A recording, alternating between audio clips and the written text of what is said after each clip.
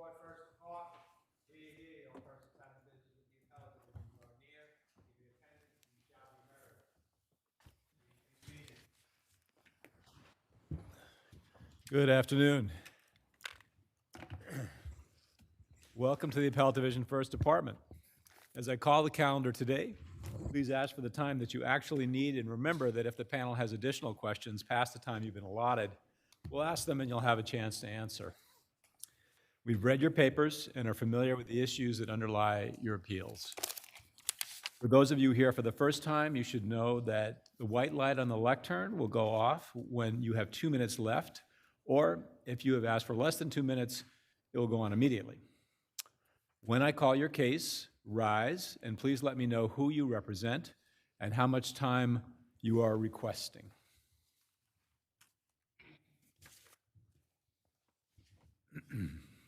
People versus Perdomo. Submitted. Schneck v. New York State Department of Health. Looks like you don't have an opponent. Would you like to submit, or would you like to be heard for 2 minutes? Very well. 2 minutes. J. Semra and Bejan B. is submitted. Rodney versus 840 Westchester Avenue.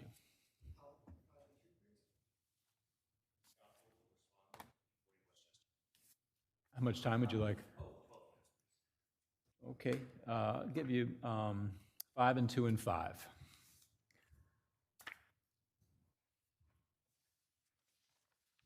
Best Work Holdings v. Ma.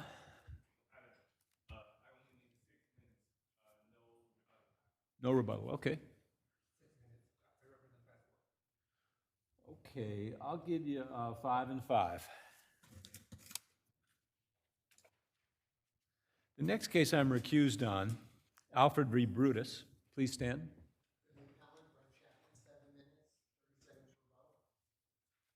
Respond in 5 minutes. I'll give you 5 and 2 and 5.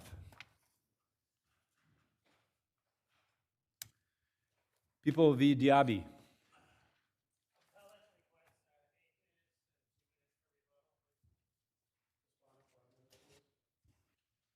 5 and 2 and 5.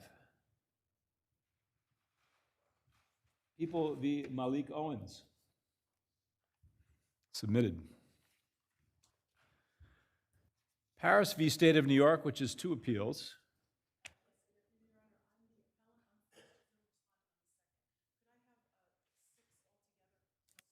I was thinking 5 and 5 for both, since we have the Labor Law 240 and then the later Labor Law 241 sub 6 issues. So I was thinking 5 and 5 for both. Would that be acceptable? Would that be all right, counsel?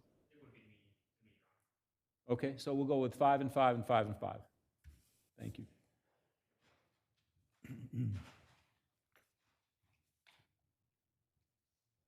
People v. Alvin Brown. Submitted. Lee v. J Housing Corporation. Good afternoon, Neil Moran for the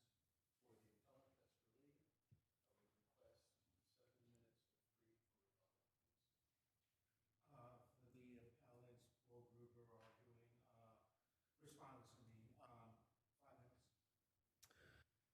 Okay, I'll give you 5 and 2 and 5. McLean v. Shanghai City Corp.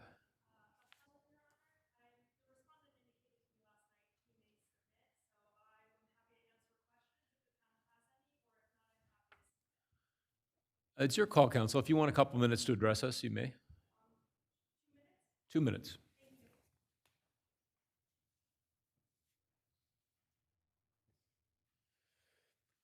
People v. Stephen Walters. Give you 5 and 2 and 5. Fishman v. Romano. I think you're the only side here, counsel. Is that correct? There's no one else here on the case. So I'll give you 3 minutes. People v. Luis Morales.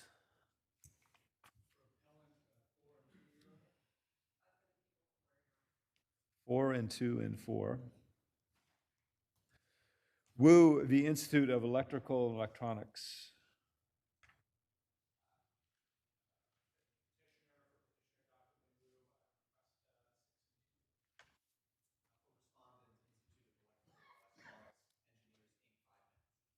Six and 2 and 5. People v. Sony Son. Submitted. 1992 Third Avenue v. Third Avenue Realty.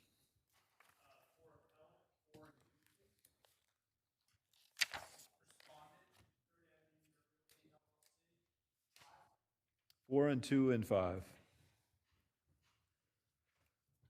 Okay, our first case up is Schneck.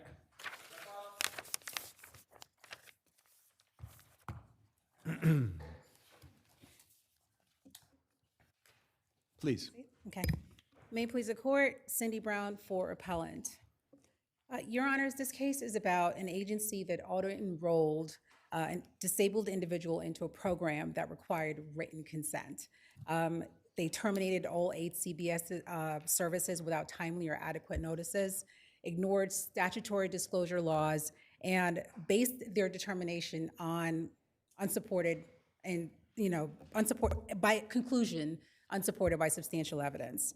Your Honors have the briefs. Counsel, is there any question that no individual plan was provided? Your Honor, actually, he did provide individual plans. It was not accepted, but he worked with them repeatedly to provide these plans. And who gets to decide that, though? This is a substantial evidence case, of course. It is, Your Honor. I mean, I guess the agency gets to decide, but what deference do we give them? And it's quite a bit of deference with respect to this particular correct, Your kind Honor. of appeal. But, I mean, the agency's determination was based on all conclusory allegations. In this case, my client, or the appellant rather, he was provided with services for 18 months, despite the claim that he never provided consent forms. Weren't they trying to work with him? To some degree, but my client also worked tirelessly with them as well. And Are consent forms ever tailored to the wishes of the recipient? I'm sorry, Anna? Are consent forms ever tailored to the wishes of the recipient of the services? Not to my knowledge, Your Honor. The only consent form that was provided is the basic consent form. And the strike-throughs that were made by my client only related to those for Health Home, which was the more involved program. His strike-throughs basically told the agency that I want basic services. I do not want the more involved one. So, yes. Thank you, counsel. Thank you.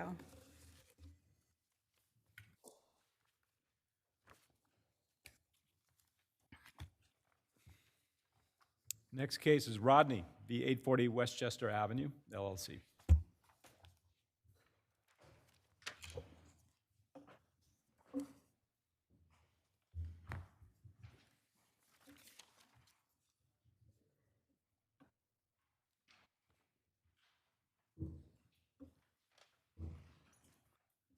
Please. Afternoon, Your Honors. Joshua Black on behalf of the appellant. May it please the court. And if I could, I would like to jump into what I think is the heart of this case, which is the notice issue. Other people had slipped on the dangerous condition in the lobby that same day before plaintiff's fall. But do we know if that notice got to the building owner? So We only have, we have inference, but is that enough? I think it's a very strong inference, and I think that is enough where I have not moved for summary judgment. Reasonable inference is more than enough to create a triable issue of fact.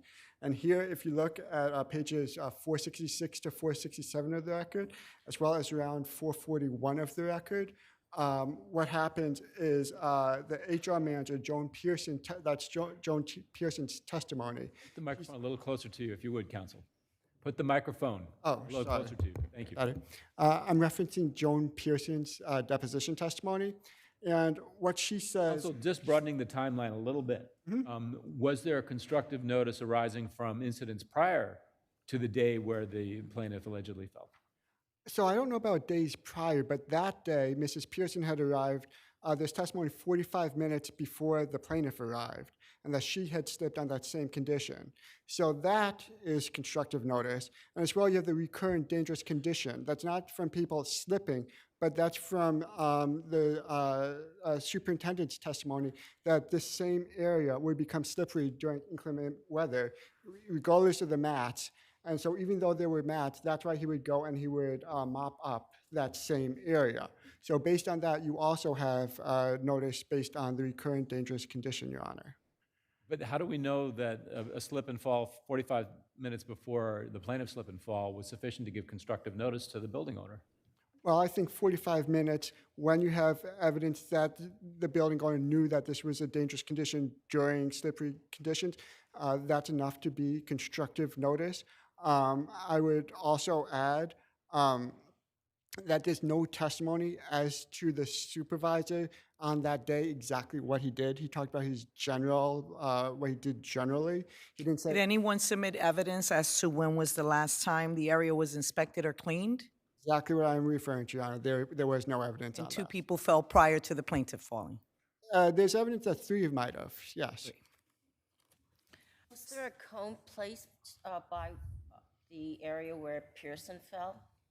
No, so there should have been, but there was no cone placed there before the plane fell. I believe afterwards, then there was a cone after the plane fell, but not before she fell. I'm sorry, Your Honor, it looked like you were going to ask a question? I am. I'm going to ask too. So I think the testimony was that there was a cone put in the area, so I'm not sure where that is. But, I mean, how do you reconcile your client's testimony that it was snowing when she went in with your meteorological reports and say, oh, no, it wasn't? So I think she also testified that she wasn't sure that the streets had been. No, I read her deposition testimony. She testified, sure, yes, more than once. It was snowing when I came in. So that was going to be the second part of my answer, is that even a conflict within somebody's own testimony creates a triable issue of fact. We've submitted that. And here what we have is we have certified meteorological records. But not in the Bronx, right? You have them from LaGuardia Airport. Sure, as close as we could get. And the reasonable inference is if it's not snowing there, it hadn't been snowing for a while, the Bronx isn't that far. And again, we haven't moved for summary judgment. So I think that creates a triable issue of fact as well, as to the storm in progress doctrine. And then the last thing that I wanted to mention is the reasonableness of laying the mats, because I know that a large part of the defense counsel's argument is there were mats there and therefore. Well, we have a lot of cases that say when you put down mats, that's sufficient to make it reasonably safe, right? And it can be, but in this case it's not. And I would say. What about this case is different from all the other cases that say with snow coming in or snow in the last day, you put down mats, you've satisfied your burden. Sure, I would refer Your Honor to the P-O-M-A-H-A-C case. I'm sure I Potomac, misnomer- maybe? Maybe like Potomac, but okay, yes. Yeah, the first department case from 2009. What it says is that you should look at all of the circumstances regarding the defendant's maintenance efforts. And here what we know is the mats were not sufficient on that day because 4 other people had slipped, and they weren't sufficient previously because that is why the maintenance supervisor would go and. Well, I mean, there's testimony that we don't know if people slipped. That's your interested party testimony that other people slipped. Right? Well, it's Pearson's testimony, not the plaintiff. You're right. You're And absolutely right. Pearson testified that she was one of the people who slipped Yep. herself. Okay. Okay, I was counsel. just gonna ask if the area that she slipped was after she was directed from the elevator to the stairs, and that was an area that everyone had to go because the elevator was out, and so there wasn't a mat there. Is that correct? There was no mat where she Yeah, had so- to go to get to the stairs because the elevator was out. Yeah, so other people could have just taken the stairs. I believe Pearson just took stairs. And yes, our plaintiff testified that she wiped off to her feet. So we know that this rainwater, this wet condition was not coming from her feet. It was coming from someplace else. We also know that because of the other people who slipped ahead of time. And if there's no other questions, I'll rest Time my rebuttal, brief. counsel. Thank you. Thank you.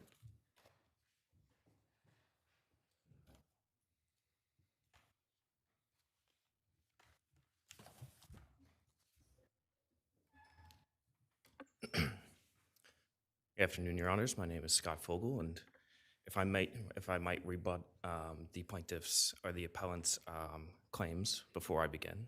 Counsel, once again, please put the microphone closer to where you're talking. Apologies, Your Honor. May it please the court, I represent the respondent, 840 Westchester.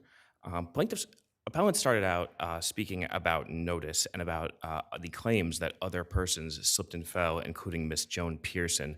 I would point to Miss Pearson's deposition statements on the record at page 466, line 8, and then page 467 through line 12, where Miss Pearson states that she slipped, but she caught herself. She didn't actually fall. Second, regarding the two other... She slipped and she avoided falling by catching herself, R436. Yes, that's correct, Your Honor. And she also testified that Ms. Whitaker and Ms. Harris also fell. She did testify that, Your Honor. However, we have no statements from Ms. Whitaker or the other person that Ms. Pearson claims fell. All we have is Ms. Pearson's word for it. And in any case, there is nothing to indicate that Mr. Jose Rodriguez, the superintendent responsible for the maintenance of the lobby, actually was notified that people had fallen. Putting aside the notice question for a minute, doesn't the fact or the evidence, you might quibble with the strength of the evidence, but doesn't the evidence that 3 people slipped before the plaintiff slipped show that the mats were inadequate to address the condition in the lobby? No, Your Honor, because as this court has previously found, a respondent such as 840 only has to take reasonable measures to avoid people slipping. Saying that 3 people slipping before 9 o'clock in the morning, does that show those are not reasonable measures? No, it does not, Your Honor. And putting aside whether or not the respondent was actually notified of 3 people slipping. Different issue, yep. Yes. The trial court correctly found that the 840 only has to take reasonable measures to avoid people slipping. Although, may I interrupt you? I mean, the trial court found storm in progress, right? That was the holding. So Yes. I have to ask you about that. You didn't put in anything that showed that there was a storm in progress, except for the plaintiff's deposition testimony where she said, sure, it was snowing when I came in, but you didn't put in any climatological data to show that it was snowing during that day. And in fact, the plaintiff put in testimony that said that, or climatological data, that's a word, that showed it wasn't snowing that day. So I don't know how you get around the fact that the trial court found a storm in progress, but there was an issue of fact at a minimum as to that. And you certainly didn't meet your burden, I don't think, with just the plaintiff's testimony. Or maybe you do think. Do you think you met your burden on storm in progress? Yes, we do, Your Honor, because we not only have plaintiff's testimony that she said it was snowing, but her attorney also testified on the same page. That He testified? How could he possibly testify? He He's is not a on the record party. saying that his client stated that it was snowing, and Ms. Joan Pearson also stated that it had been snowing. And then you have the U.S. government saying it wasn't snowing that day. So how could that have been a matter of law, a storm in progress?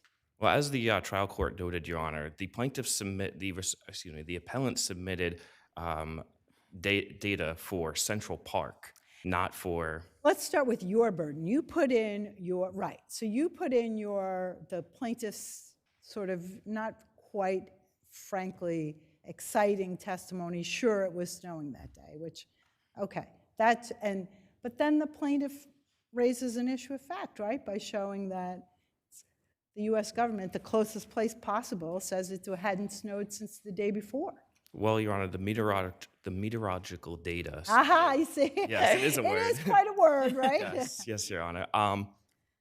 The data that the plaintiff submitted is for Central Park, which is miles away from the location. The plaintiff also testified that not only was there snow on the ground, but when she walked into the lobby, she immediately knocked the snow off her shoes.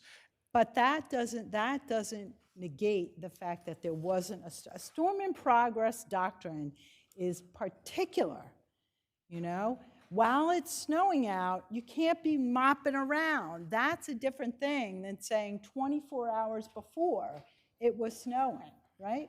Can we agree on that? Yes, Your Honor. May I conclude? You may, 30 seconds. Your Honors, the trial court found for the respondent on 3 issues. 1, that there was a storm in progress. 2, that 840 had taken reasonable measures by placing mats in the lobby, which plaintiff utilized until she fell. And 3, that no notice was actually given. For those reasons, we ask that this court affirm the trial court's decision. Thank you. Thank you, Counsel.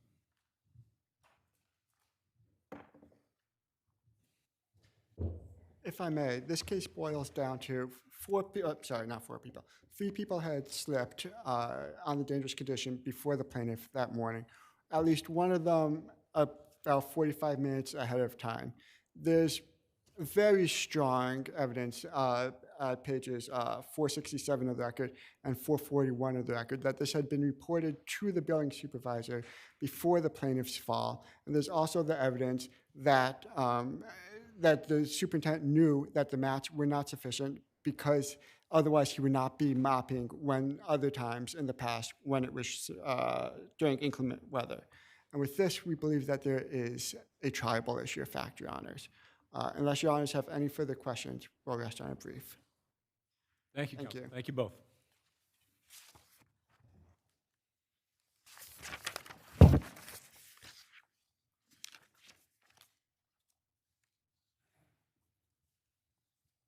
Best Works Holding v. Ma.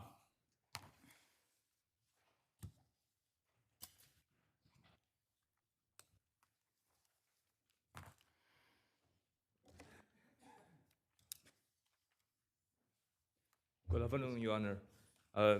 My name is G. Lee of Kevin Covington PC on behalf of the appellant, Tommy Lee. Your Honor, the lower court's decision to dismiss the counterclaims should be reversed for the following reasons. As to the promissory estoppel counterclaim, the lower court Counsel, let me stop you on both counterclaims. Yes. Who has standing to bring them? Because there's a question about whether it should have been one of the EQ DCM entities rather than Mr. Lee himself. In the counterclaims, we allege both Mr. Lee and his company was involved in the project. Yeah, but the company's not a defendant or a party in the case. Yeah, but we believe Mr. Lee personally also has the standing because he was involved with the project, and in the first stage of the project, he used another company to do the work, and he might bring other. So you're not making a claim for unjust enrichment and services had and received by the company because the company's not a party. The only claim you're making is that Mr. Lee himself personally did work and wasn't paid for it. And that's all you can do, right? Your Honor, this is very small business. Doesn't matter, a business is a business, right? That's why we let people incorporate. Yes, but sometimes the person who operates those business, they did not understand the separate nature of the company and himself. He is the only contact person with. I mean, obviously, right? But a party who's not a party to a litigation can't bring a claim. That's a pretty basic legal principle, right? But So in if the company is not a party and you didn't bring in the company yourself on the counterclaims, the company can't bring the claims. So whatever you've got, you've only pled it for Lee, right? yeah, we. Okay. But you think you have pled it for Lee? In other words, that Mr. Lee was also, or at least at this stage of the litigation, he was the recipient of the promise that he would get paid. Mr. Lee would get money for the work. Right, both him and his company, because he might get his companies involved, but he personally, he did in control of the labor, the workers he has. Okay. Let me ask you a slightly different question, or actually a different question. Justice Bluth dismissed previously the unjust enrichment claim, but your client asserts it again in this new answer. Was the initial dismissal, is that res judicata? Does that mean that he cannot raise it here? No, Your Honor, because before the justice, before judge dismissed the first unjust enrichment claim, we already served the amended Right, 1 day before, right? 2 days 2 before. days before. actually. Okay, it was before. Right, it's before. Okay. Please continue. Yes, and we believe the promise was made, the promise allegation was made in the counterclaims was clear and unambiguous. And we allege the timing of the promise was made is before October 2021, and also the contents of the promise was made is clear, which is to reimburse Mr. Lee and his company the material, labor, and equipment service for setting up the preparation work for the next stage of the project. And also, Mr. Lee eventually incurred $200,000 on the preparation work for the plaintiff. The lower court made a mistake saying that more details was required for the promissory estoppel by not looking at the counterclaim in the light most favorable to the defendant, Tommy Lee. And Tommy Lee and his company had a past dealing history with plaintiff. No, but in this case, counsel, to interrupt you, there is no allegation about how the payment was to be made. Was it to be made over time? In what kind of sums? How is it going to be? There's very little detail. And how was the agreement, also, how was the agreement made in the first place? Was it a phone call? Was it a conversation? You know, there's so little detail in the counterclaim. Please. We believe, so this is the way they have done business in the past for the first stage. So the promise is not for any stage of the project. It's only for the preparation work for the next stage. The work involved relatively small, and the promise was to reimburse Mr. Lee for all the material, labor, service he spent on the preparation work. When is the plaintiff supposed to repay Mr. Lee? It's after he finished the preparation work, and he can submit the documents to plaintiff about the costs he incurred. Thank you, counsel.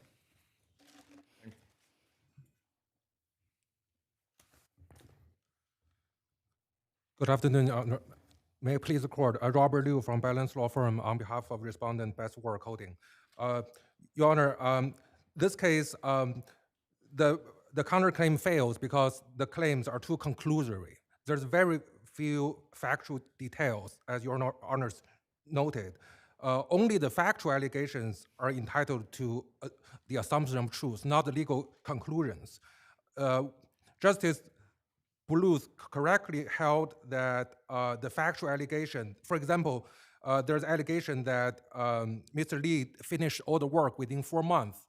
Even Best Work disagree with that characteristic of fact, but Justice Bluth correctly accepted or assumed that as true. So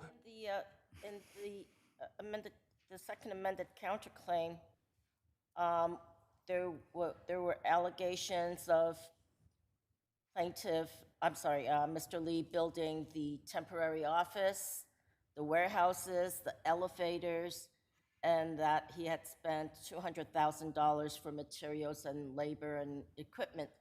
So that he was promised to be reimbursed for that.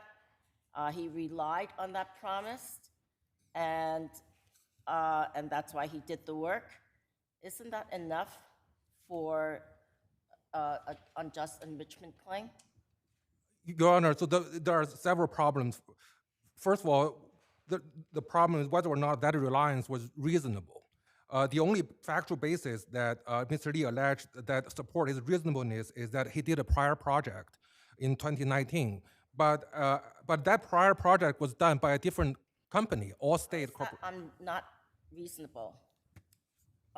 Because- You do this for me and I'll give you $200,000. Well, so, and also there are certain facts that alleged by Mr. Lee that actually undermines his position. He specifically alleged that he knew that the CEO actually disagreed with hiring a general contractor, but he nevertheless, he relied on a new corporate officer's alleged promise to proceed without a written contract.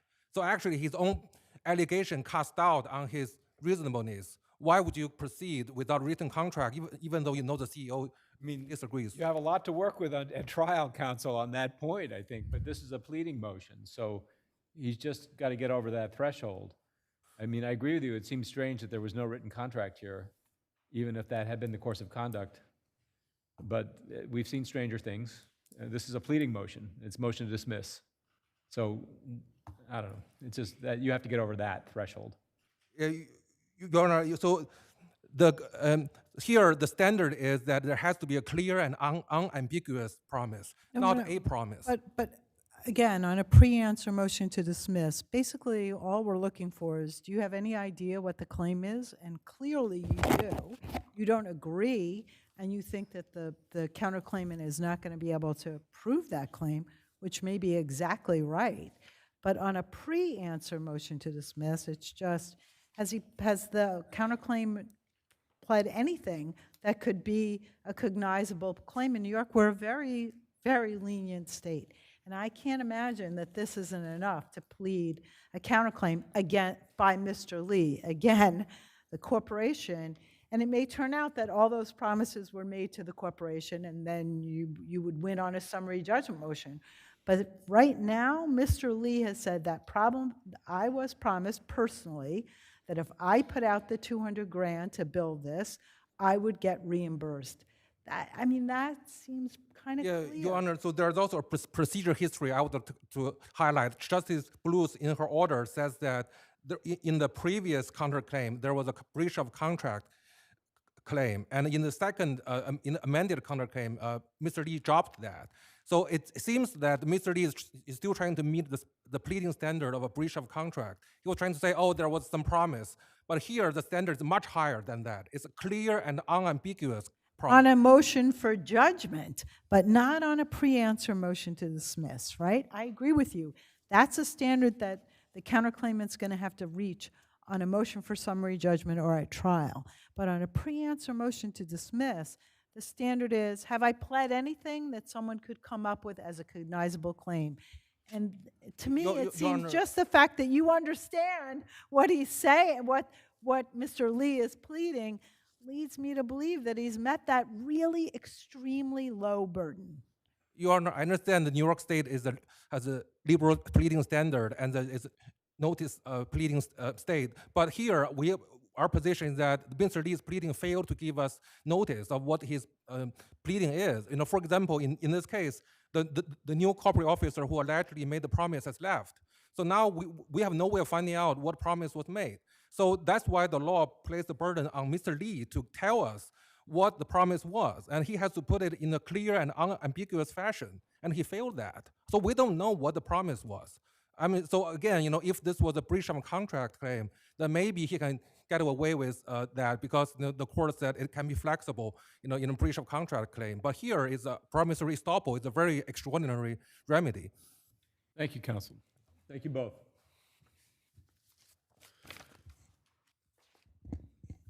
I'm recused on the next case, Alfred v. Brutus.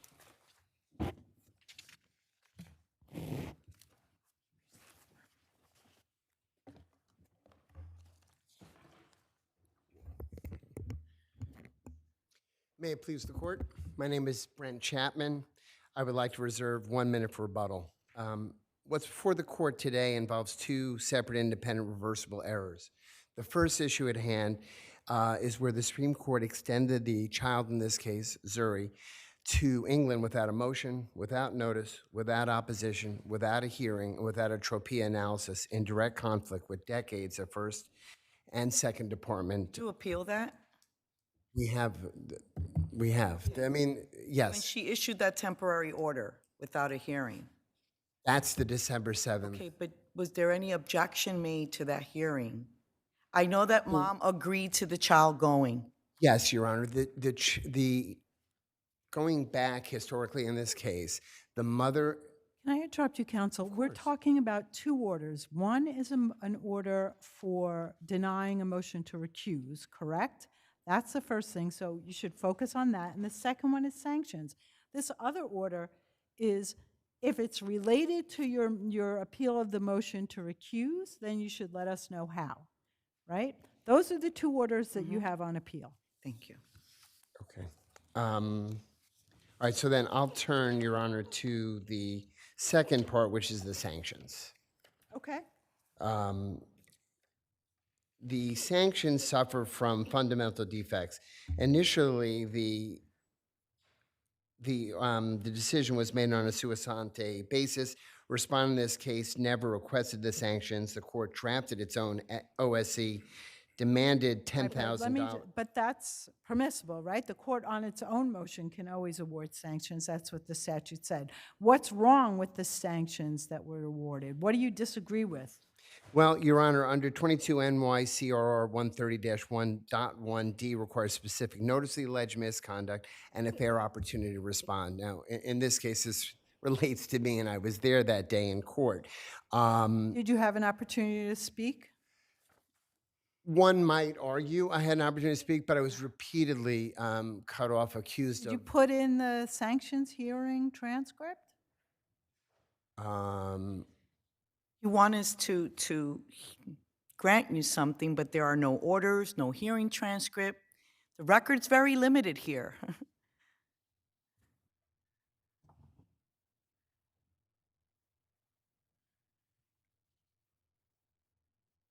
Let's start with this, right? The sanction was awarded in part because the court found a frivolous second motion to recuse.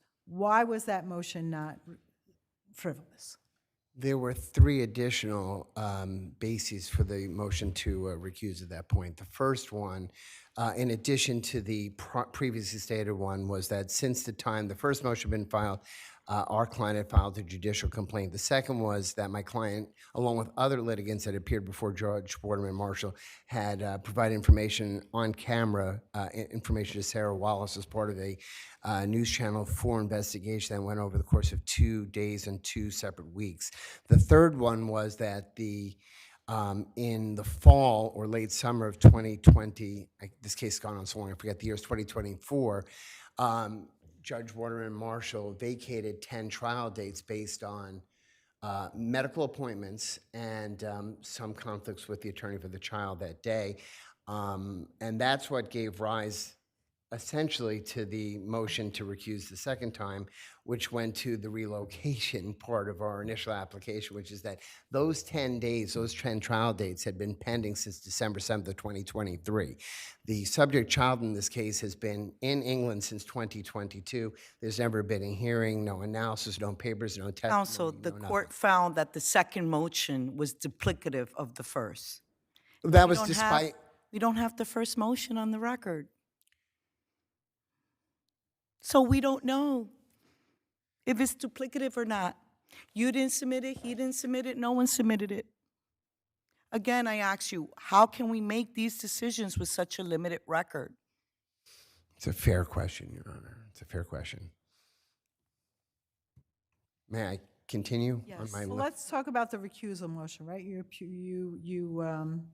appealed that, and why do you think that the court, obviously, the court, there are plenty of cases that say litigants get angry at judges, they file complaints, and none of those are necessarily grounds for recusal. So what was it that you thought was adequate recusal grounds? Well, Your Honor, there are a number of cases where the public nature, particularly the News Channel 4 story, would essentially create a bias, and there were a number of cases cited in our papers that just suggested as such. Well, in that way, that would be, I'm sorry, go ahead. So your client goes on the news and talks about the judge and then says the judge must recuse because she went on the news? Your Honor, in the That would open up a whole floodgates of clients going to the news and saying that the judge should recuse. Your Honor, the fact is not every case is newsworthy. Not every judge creates news. My client was one of about 4 litigants that participated in this story. This judge, after issuing this decision, in fact, did recuse herself, is now off the matrimonial benches, in fact, now in Queens criminal court. So the fact that she later recused herself. I don't believe she recused because of the news report. And she's not in Queens criminal court. No, she actually is. All right, thank you, thank you. You're welcome. All right, counsel. Good afternoon, Your Honors. May it please the court. My name is Joseph D. Simone. I represent the So respondent. with respect to the sanctions, I think we have the same question for you. How could we uphold these sanctions? No one put in the hearing transcript on the sanctions motion, and no one put in the first order of recusal, which would give us a basis to see whether it in fact was duplicative. Your Honor, I'm going to go further. Possibly a potential basis for the sanction was that the mother filed in various venues. We don't have that either. Your Honor, respectfully, I believe that that's the appellant's burden to show what the full amount of the record. We made a motion to dismiss the appeal based upon the fact that the record, in our opinion, was insufficient on multiple grounds. Yes, but if you want to uphold the sanctions, right, you put in them. That's the point. You certainly can supplement the record and put in the documents that would have shown that the sanctions award was appropriate. But you didn't, and now we have nothing. Your Honor, and I would respectfully submit that since there was no record to show that it should be overturned, that it has to stand. Okay, let's move on to the recusal motion, because Recusal motion, Your Honor, is, in addition to the fact that it was duplicative, it was... How do we know that? The first motion is not in the record. See that, counsel? I understand. It would have been great if you put it in, regardless of whether he did or not. There are additional elements as to why the motion should be denied.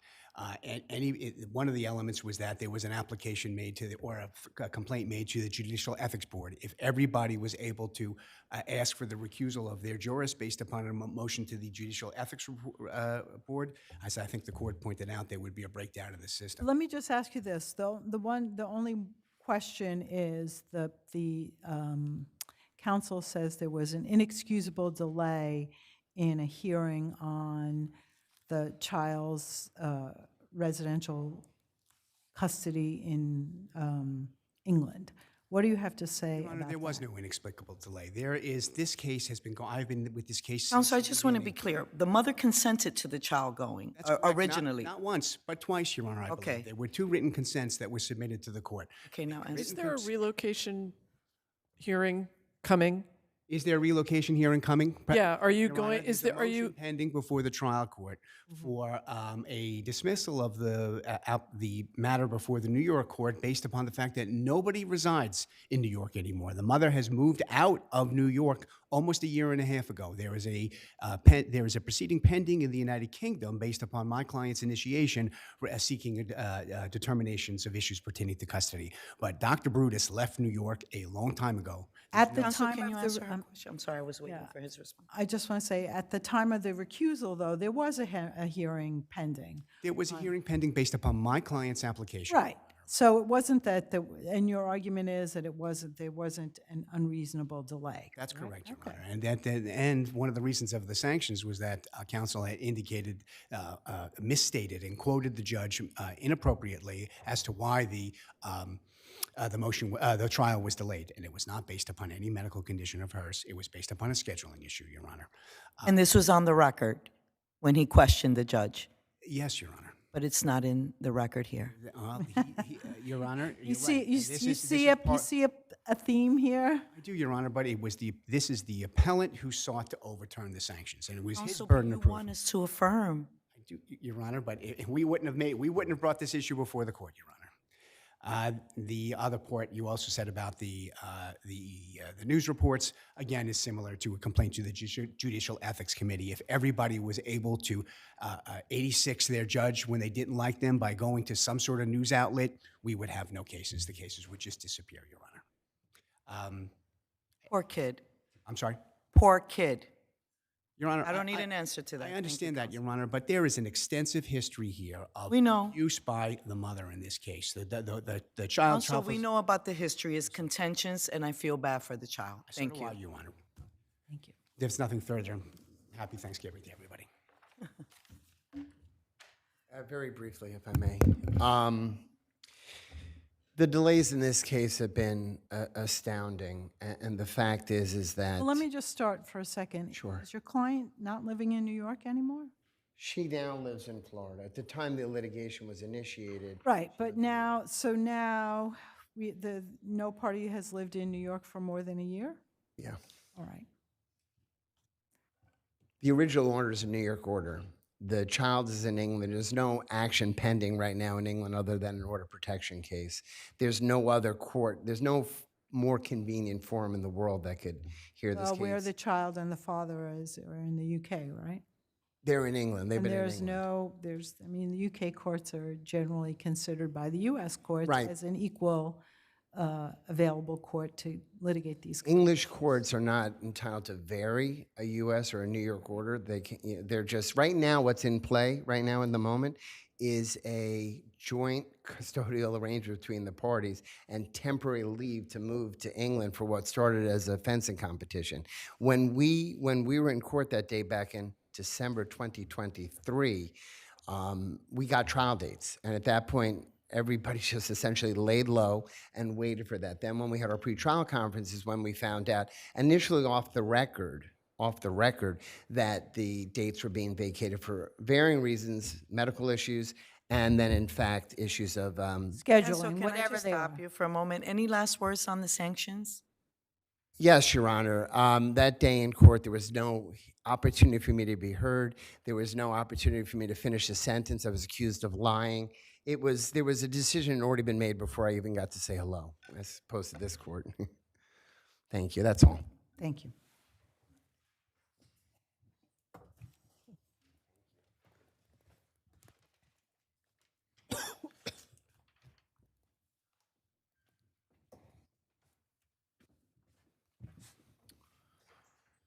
People v. Diaby.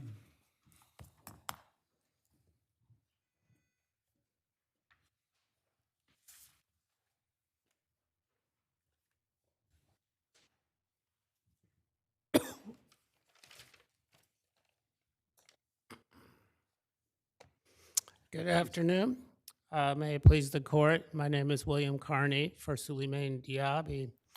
We're asking this court to remand this case to the trial court for a suppression hearing that should have been granted in 1991. The people do not defend the denial below, nor did they contend now on appeal that our factual allegations were insufficient to warrant The the people hearing. seem to rely on the court's ruling that it was without prejudice.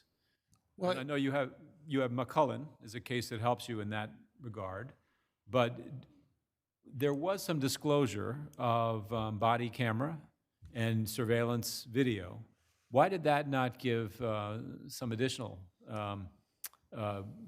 fuel for the argument? Well, primarily because we allege sufficient facts in the first instance. Now, the court's order, they contend it wasn't final because they issued 3 tranches of discovery over the next 9 months, and therefore we were compelled to renew or else forfeit our actually meritorious claim. It's our position that having initially alleged sufficient facts, we didn't have to continue to flog a dead horse or whatever metaphor you want there and continue to represent. We presented factual allegations and the motion was denied with leave to renew upon us showing a sufficient factual allegations. Well, we had done that in the first instance, and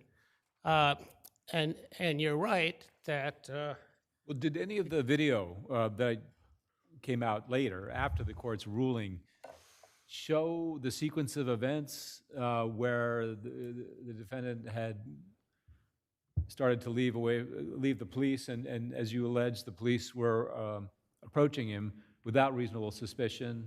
Anything that would cast light on that?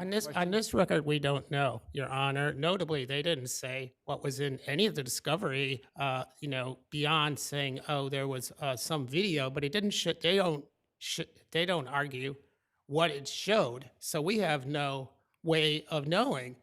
And if you look at McCullen, a case from, I'd just also like to say, there's no court of appeals support for their position. It's certainly not in the statute saying that an order is not final if there's language appended to it with leave to renew. If you look at the statute, there can be renewal part of the statute, but that's something that's affirmatively done by the defense when they discover additional facts that were not initially discoverable with due diligence.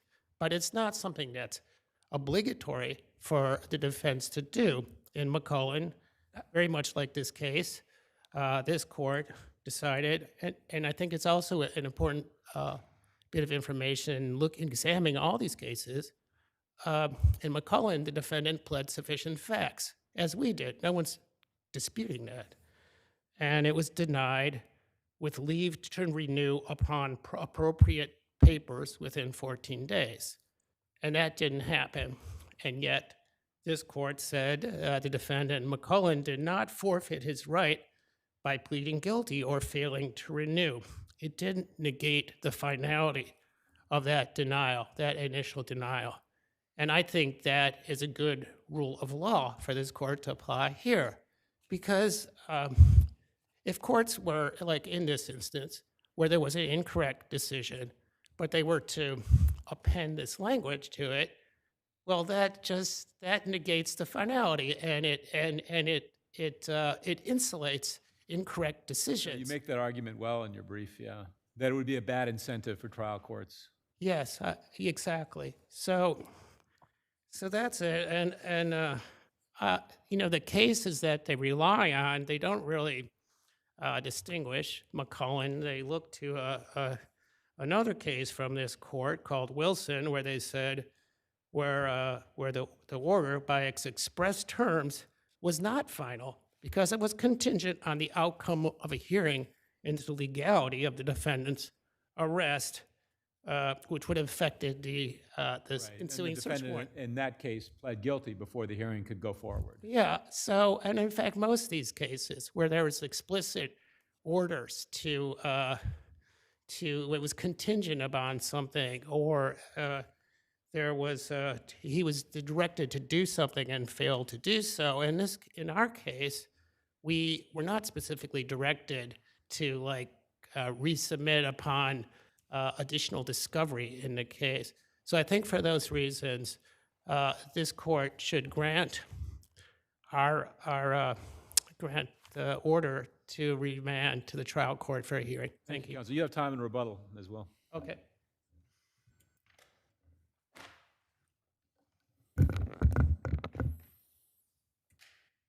Please. May it please the court, Alex King for the people. Defendant forfeited his sole appellate claim when he chose to plead guilty before the court could finally deny his motion.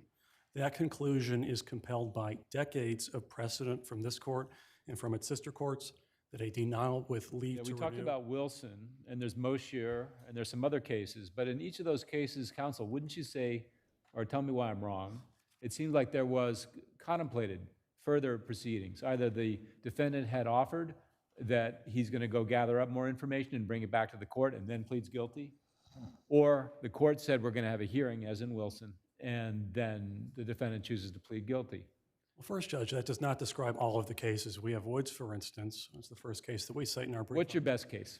What's our best case? I think all of the cases are equally good for us, Judge, but Woods... Counsel, that's never a good answer. Judge, all of the cases are related to this one. I already distinguished Wilson for you. I've already distinguished Moshier for you. What else you got? Woods is directly on point, Judge. Which one? Woods, the first case that we cite from the Fourth Department. That's directly on point. But there are a bunch of cases that support our position and none whatsoever that support defendants. McCullen, for instance, is readily distinguishable in the sense that the people did not disclose the factual predicate for the arrest. They were recalcitrant, seemingly. in McCullen, and the people refused to provide additional discovery, but that's not at all what happened in this case. In this case, defendant had every opportunity to renew his motion if that's what he wanted to do, and it would not have been futile for him to do so, because if the court, as he contends, had just missed the point of what he was saying originally, he could have pointed that out. But we do have to, I mean, there's this point, this larger point, this human nature being what it is, that we worry about trial courts always appending this sort of, this statement at the end, and one hopes that doesn't happen, but you have to worry about that, or not. That if every court puts at the end of it without prejudice to resubmission, then we never get finality. Judge, there's no need whatsoever for this court to worry. You don't have to take my word for it. We know this because this has been the rule for at least 35 years. We are not asking this court to do anything that this court and sister courts have not done many, many times in the past. We're not asking for McCullen, which came after Woods. What about McCullen? How do you distinguish McCullen? McCullen is readily distinguishable in the sense that, one, in McCullen, there were no facts provided about the defendant's arrest. Here, we had ample facts provided before the motion. In McCullen, no facts provided after the initial denial. Here, we had more facts provided after the initial denial. But the key difference between this case and McCullen is that in McCullen, this court held that it would have been futile for the defendant to try again after that initial denial. That is not at all true of this case, in the sense that if the court had missed the point of defendant's motion, which is his argument now, years later on appeal, all he had to do was go back to the court and say, you missed the point of my motion, and I want to further explain why I deserve a hearing. Do you contest that there was error by summarily denying the suppression motion? There appears to have been error, but that is exactly why, Judge, defendant should have pointed out that error at the time. The time to do this was years ago, before the suppression court. It's not to wait until memories have faded and evidence may have gone missing, and who knows what has happened to the police officers that were involved in this case, and just to raise this for the first time before this court. If there are no further questions. I don't understand, though. I mean, if the court says, well, I'm denying it, what is he going to, you're saying make a motion to re-argue? Well, first, the court did not just say, I'm denying it. The court said denying with leave to renew, which is significant. I think that is not, that is sort of, if that would be enough in every case to require the defendant to go back and make a motion to re-argue, we'd be in it. That would be an unworkable rule. It may not be true in every case. Let's assume that those three words didn't change the complexion. Is it your argument that the defendant then had to go back and make a motion to re-argue in front of the trial judge to preserve the ability now to get that hearing? So if those three words were not in this order, the result would be the same under this court's decision in People v. Hecker. In Hecker, there was an error in what the suppression court did. It inserted some language, seemingly inadvertently. It did not confront what the defendant had asked the court to confront. And what this court held is that it was incumbent upon the defendant, under the same provision of the CPL that's at issue in this case, to bring this error to the court's attention, to the suppression court's attention, not to the attention of this appellate court years later. That is exactly what defendant should have done here, and the holding of Hecker is directly applicable to this case. Thank you, counsel.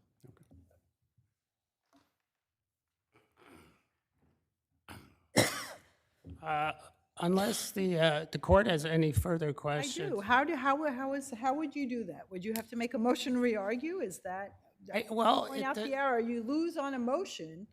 People lose on the motion all the time. What they do is go up on appeal on that. I'm not really sure how your burden to show the court that the court was wrong would have been satisfied. So how?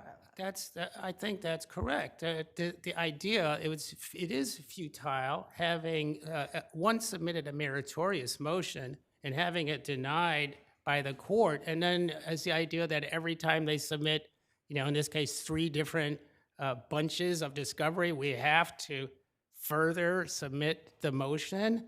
It's not a good rule of law. It's certainly not supported by decades of decisions. Are you arguing the fact that the judge said, with leave to renew doesn't mean, the judge didn't mean what he was said, which was you get more stuff and you can make the motion again?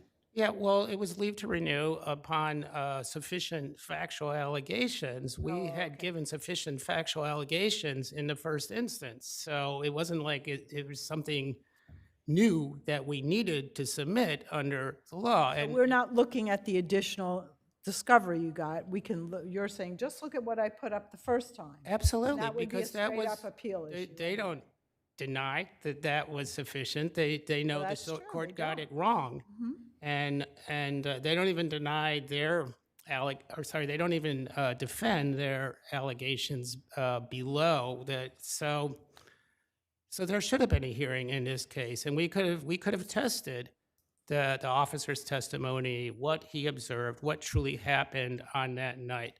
So if you look at their complaint, the officer's just like, oh, he just pulled out a gun. I mean, it doesn't make any sense, particularly in this era where we still know factually from reports that there's problems. So, I'm not gonna, okay, I'll rest. Thank you. Thank you, counsel. Thank you both. Next up is Parks v. State of New York.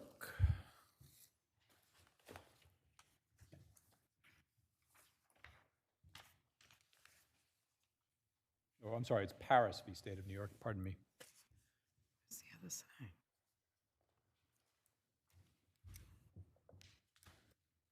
What's the other side? They asked for that. Was here. Huh. He may be coming, counsel. Have a seat for just a moment. He's right here. Your Honor, before we, can I just clarify, you said. Hold on, counsel. Wait till your opponent gets here. Sorry, it was just about the minutes. Yeah. Yeah, sure. I'll be glad to clarify once he's here. Thank you. I thought we'd start with, so here's the clarification about the minutes. Thank you. Since there's a Labor Law 240 sub 1 issue and a Labor Law 241 sub 6 issue, I thought I'd give you 5 minutes for opening statements, starting with the plaintiff, and 5 minutes for rebuttal, because you're going to be responding to each other on these substantive issues. So in my initial remarks, I should address 240 and 241 at the same time? It's your call. Okay. But you're for the plaintiff, are you, counsel? Yes. Please give your appearance. You can be seated, counsel. Thank you. Right. Good afternoon, then. May it please the court. Lisa Como for the claimants. So our appeal is with respect to the denial of claimants' motion under Labor Law 240 sub 1. The Court of Claims held that there were questions of fact concerning the proper protection that was required, that was provided in the form of the latter. Now, as the court recognized, the plaintiff on this ladder, while in this excavation where fill is being regularly dumped, he was exposed to 2 elevation-related hazards. One was the overhead, if you will, hazard of the dumping, and the other was below, falling. did you confine yourself to one argument about falling worker rather than Yes. falling object? The practicality and reality of the situation is this is an open-air excavation, so it's That's not my question, counsel. What was your argument below? that the ladder was insufficient to protect him from the falling hazard. So you Yes. didn't make the argument about falling object below. That's my question. Did Well- you or did you not? I think that they're inextricably intertwined in the way we presented it. I can't, yeah, but no, they're 2 completely different arguments. One is that something fell on me, and that was the problem. The other is that my safety device wasn't sufficient for me not to fall. You made the second argument, but not the first. So why don't you focus on that argument? Well, but he was caused to fall because. Oh, it doesn't, I mean, Bill it could be fell the on him. wind, could be whatever, it doesn't matter. That's doesn't change the analysis. Well, my view is that the ladder should have, under all of the circumstances presented, we're not saying there should have been planks over his head. That's why we did not address it from the point of view of it being an overhead protection like there should have been a sidewalk shed. It would have been, not feasible and impossible. Our point was that the ladder was insufficient to protect him under the circumstances from the hazards that he faced. And it was, The purpose of that ladder. well, obviously to provide safe ingress and egress from the excavation. For the, one of the workers to go down to tap the the dirt? Exactly. So it was a safe means of access. But I think that inherent in that process, as you know, workers are tamping, and as the Court of Claims also recognized, workers are spotting. The claimant in particular, he was spotting, and then he would go down and tamp. So certainly, part of the duties of that worker expose him to the filling Counsel, I mean, operation. also to fill out the context, as it were, it was also a ladder in a ditch in which things where landfill was being put in. Yes. So that was part of the work being done. Yes, it was, but that's exactly why at the same time, we submit that there should have been protection on the ladder, which our expert discussed. And that protection was a secure, there's a device that you can use that's a sliding attachment that in the event, you might not be able to prevent the dumping from happening, and it's certainly not indoors, but when it is happening and a worker is on that ladder, and there may be more than one proximate cause, of course, of an accident and injuries, so he should have been provided with something to ensure that he stayed erect and secure on that ladder. But I mean, didn't he testify that he didn't need the tie-off, that he wasn't expected to use the tie-offs or any of that stuff? So, and that's the only evidence we have about that subject. So you can argue what you want. The factual evidence that your client provided said, no, I wasn't required to have any of that.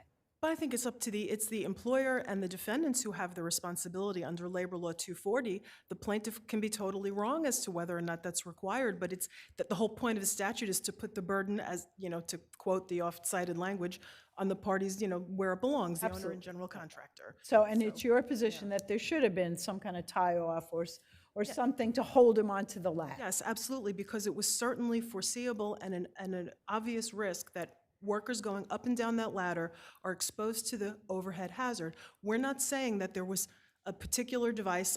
If I could have found a device or a reasonable, practical way to say that, I certainly would have.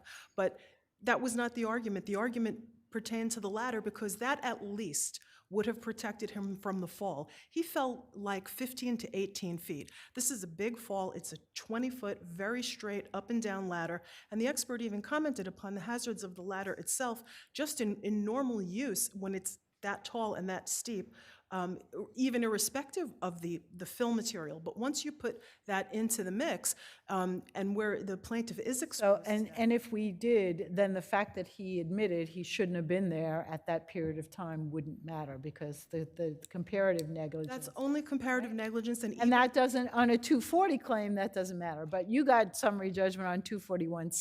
Yes. And that would matter in a 241-6 claim, Well, right? but as the Court of Claims held, in the context of the 241-6, upon realizing that Rodriguez. Oh, I did not totally agree. require that showing. But if we granted you judgment on 240, that wouldn't come into play at all. Right. That's true. I see my time is up. If I may, I'll address the 241-6 with the court's permission and response. Good afternoon. If it pleases the court, my name is Christopher Grimaldi, and I'm for the state of New York, respondents, appellants, respectively. When it comes to Labor Law 240, plaintiff's motion was properly denied because it didn't fall as a direct consequence. Yeah, you say that the dumping of the soil was quote-unquote an unrelated hazard. And I just don't see that, counsel, because that's the work he was doing. He was working in a ditch where they were dumping, which they were dumping fill into. So how is it an unrelated hazard? It was integral to the work he was doing. It's an unrelated hazard to the risk that necessitated the ladder in the first place. But it creates the risk, doesn't it? Just like Judge Scarpula said, wind could have been another cause. I mean, not in the ditch, obviously, but it's it's different than the ladder, but it's still a force that will operate on top on the worker, and that's what we're concerned about. So I don't see how it is an unrelated hazard. I believe that gets into the distinction between a falling object and a falling person. If he needed a safety device to protect against a falling object, we have, I'm just saying, we have falling person cases where the impetus for the fall is not necessarily something like a shaky ladder, but it could be something else. So there's a case I think it's cited by somebody, Rajimsky versus Metropolitan Tower Life. So there's a guy, top of a ladder, he's laying pipe on the ceiling, one of the pipes hits him, and he falls down. And it's not a falling object case, it's a falling worker case. It was found that the ladder wasn't sufficient to get the job done. So Well, this, You know, in other words, you can have falling worker cases where the impetus for the fall comes from some exogenous force. That's all I'm saying. And that the ladder was not good enough, whereas maybe a platform would have been better, or a ladder with a tie-off would have been better. There are cases like that, but when the safety device is properly fulfilling the purpose it was meant to serve, that's when summary judgment on 240 is But is it, inappropriate. is it, if he fell off the ladder? So a ladder with no tie-off wasn't sufficient. A ladder with no something to anchor him to the ladder in the event, I mean, it can't be that it was unforeseeable that someone would dump dirt into the dumping dirt place. So did it fulfill its function when there was nothing to hold him to the ladder in the event something like that happened, which I can't imagine, as Judge Moulton says, is unforeseeable? Well, that's not the risk the ladder was meant to guard against. The purpose of the ladder was simply to allow you to climb up and down into the pit. This third Without risk, falling into the pit, right?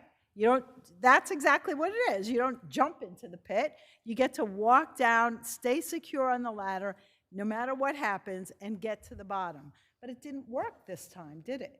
but I would say that's akin to the series of cases where workers get electrocuted on ladders and fall as a result of that. Yes, the ladder didn't prevent them from falling. Being electrocuted by loose wires is probably a foreseeable risk at many construction sites, but it's not the risk that the ladder is there to guard against. It's not a direct consequence of something being wrong with the ladder. And I think that's what we have here. There was nothing direct. I agree that this case is much closer to the electrocution on the ladder case than maybe just someone who doesn't have a spotter at the bottom of the ladder. Okay. Is your contention that the ladder provided proper safety for this worker? That it was sufficient in and of itself? Yeah, it provided proper protection for the risk it was meant to protect against, which was simply allowing people to egress and go in and exit this ditch. There was nothing wrong with the ladder. It didn't fall. It was properly secured. But for this external factor that the ladder was not there to guard against, he wouldn't have fallen.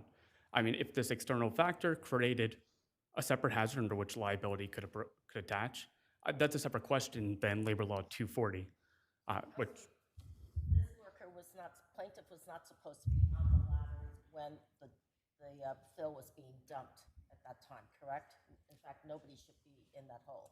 yeah, I mean, that's certainly our position based on the testimony we received. But I also think we don't need to reach that issue on 240, just because I do think the electrical conduit cases are very akin to this, as are the cases where there are actually something defective. There are defective ladders and people tripped over, I forget what they would be, pipes sticking out of the wall. And in those cases, again, it wasn't that the ladder was defective, it was the external factor of the pipe sticking out of the wall, which was deemed to cause the accident, and thus, no 241. Thank you. I think there's an important distinction between the electrical I don't cases. know. I don't know how. I don't see it. That's why I'm saying to you. I mean, the Court of Appeals has made it clear that if that happens, it's not a 240 case. Well, no, they've actually said it's a question of fact. That's All what they right, usually fair say. enough, in that case. So, but- here's what I say to that. Well, certainly we electrical would, hazard- let me just Sorry. interrupt you, that we would not grant you summary judgment on 241, which is what you're asking us to do. That's right. That's the issue. It's not. But this case is so close to that case. The reason I distinguish the electrical cases and the protruding pipe case is because neither one of those are elevation hazards. The reason there's questions of fact when you're working with electricity is because in those cases, the proof was just not clear enough to show like that maybe that it was foreseeable, if that's exactly the device you should have had. But here, it's not tripping in a hole after you get off the ladder. It's not bumping up against a pipe. No, it's you're on the ladder and you get hit by electricity. Right. Yeah, you're on the ladder and you get hit by falling dirt. It's the same to me. I don't know how you could distinguish Well, that. we were the ones who cited the Rosinski case that was just mentioned earlier. That's where the worker is on the ladder and gets hit with a falling pipe, and it was a 240 case, summary judgment for the plaintiff. We say that that's the same thing here, and I think that the distinction with the Court of Appeals case, which I mean is the Yes. But again, I think from a factual point of view, there is a difference between an other ordinary hazard that interacts with the elevation safety device. The elevation safety device is there to protect you from elevation-related hazards. And here, the hazard was falling from the ladder for whatever reason, including the dirt falling on him. That is not the same as electrocution or bumping up against a pipe or stepping into a hole. Those are not elevation hazards themselves. So you have sort of a compound elevation hazard here.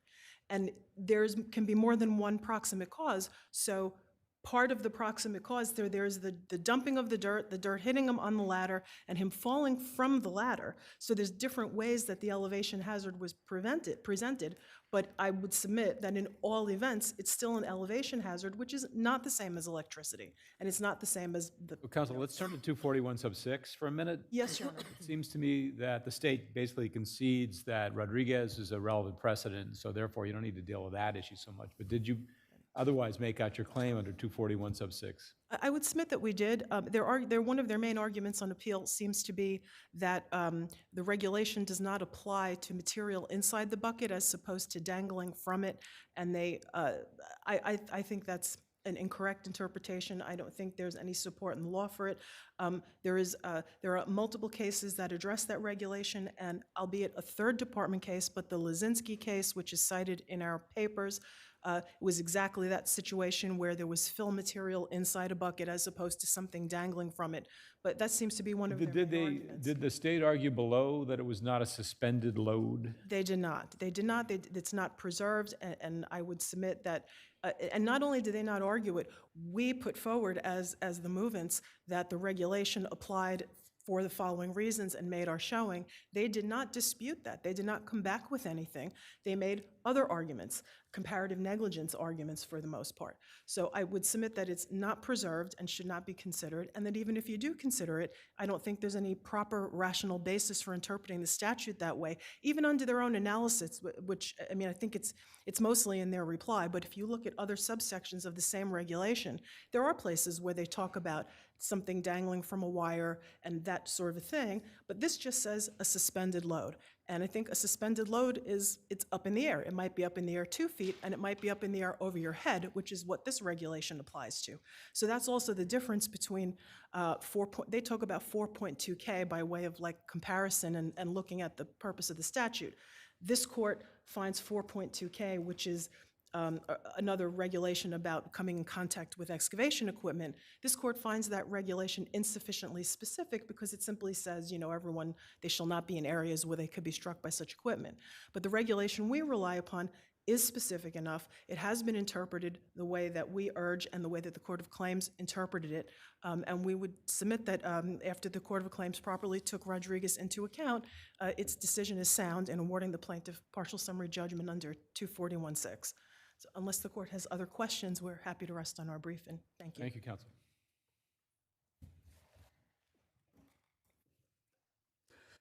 So with regard to 241-6, we're arguing that it's preserved because it's a purely legal argument that's necessary to consider from the face of the record.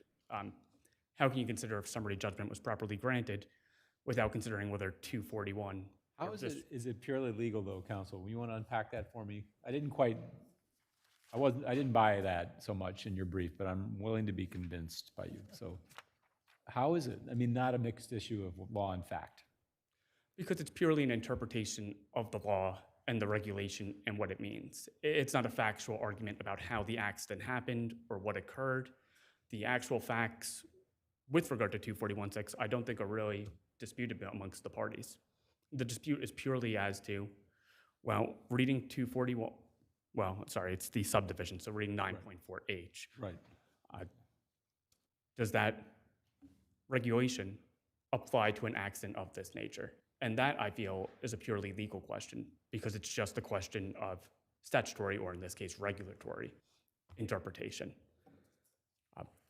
But if the court would consider that argument, then I think we have a good basis to set it forth. Suspended load, in our view, the plain reading of that would be a load that's suspended, hanging, dangling. And that's what every other section of 9.4H or 9.4 refers to. Say we agree with you, though, didn't the plaintiff also argue H5? I don't want to give the whole industrial code section, but the one about a safe workplace.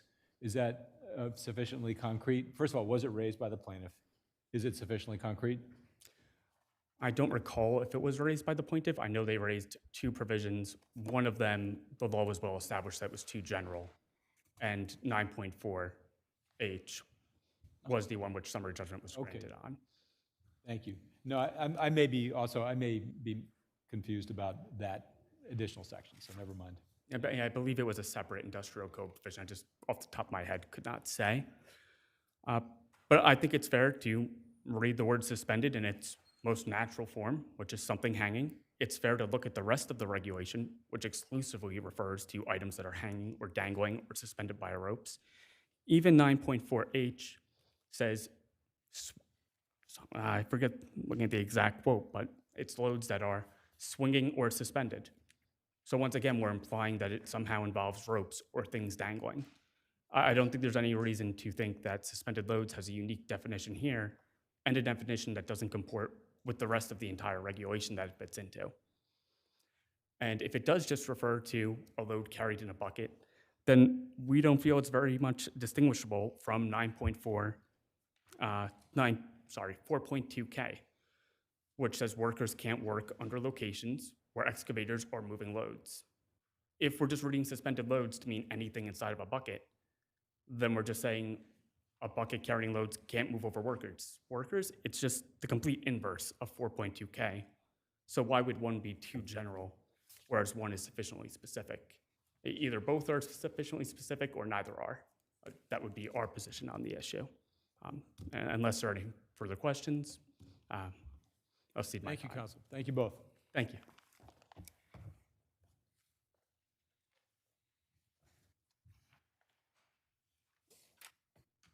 Lee, VJ Housing Corporation.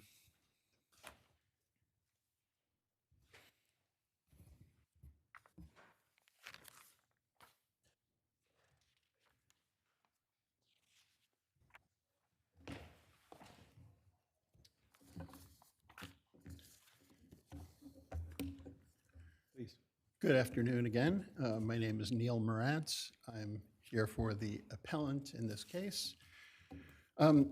In our briefs, we cited a trinity of cases, In re Schiller, Chemical Bank versus 935 Park, and this court's decision in Black versus Alexandria Houses for the primary threshold issue that a co-op simply can't do. They're not allowed to do what the teeny co-op in this matter did.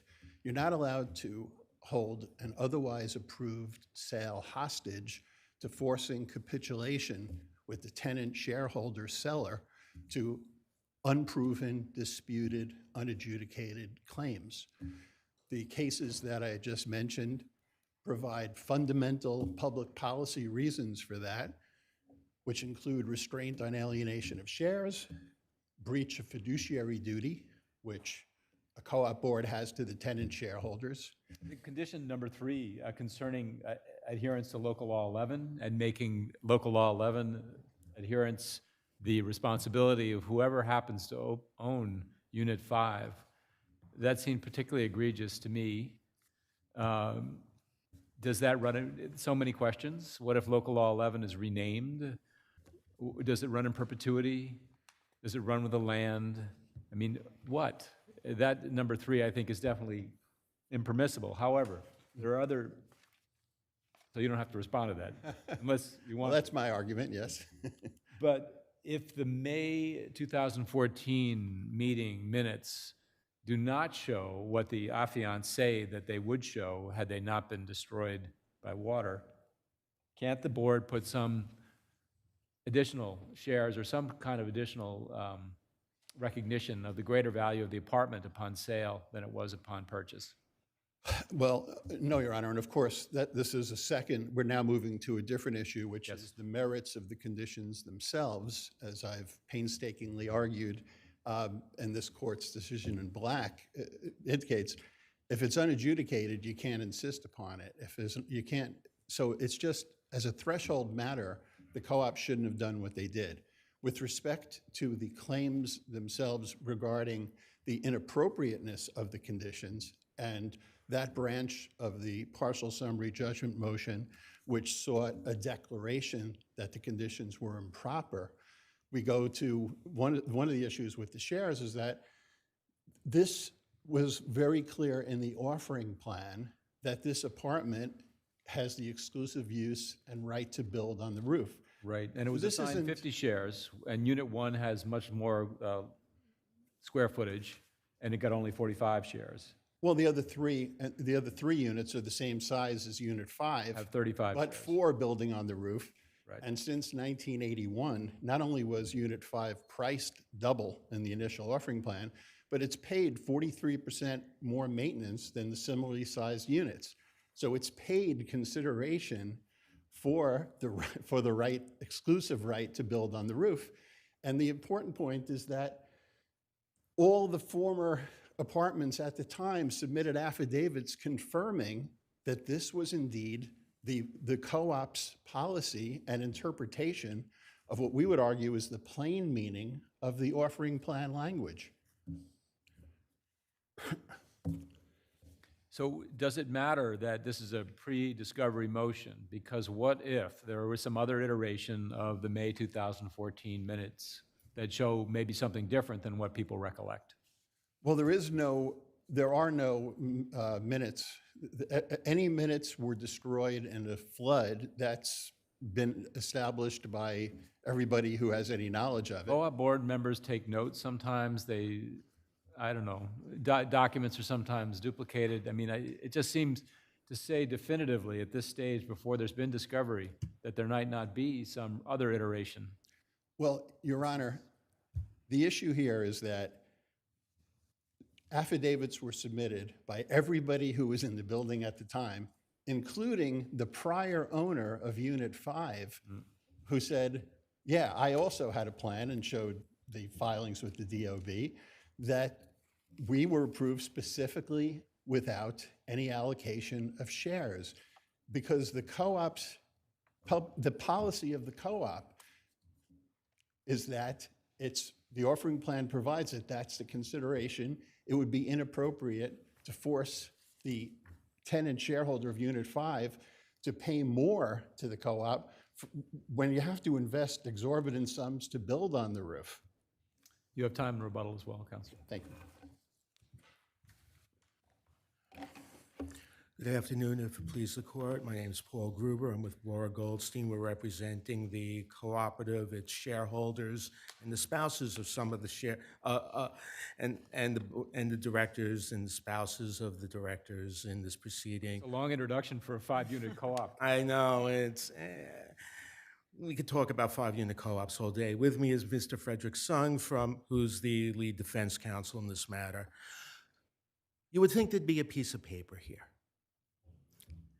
This is a very important transaction, and I think that most people, before they invested hundreds of thousands of dollars in making the improvements to this apartment, which have been alleged to have been done here, which have been done here, there'd be a piece of paper. Is there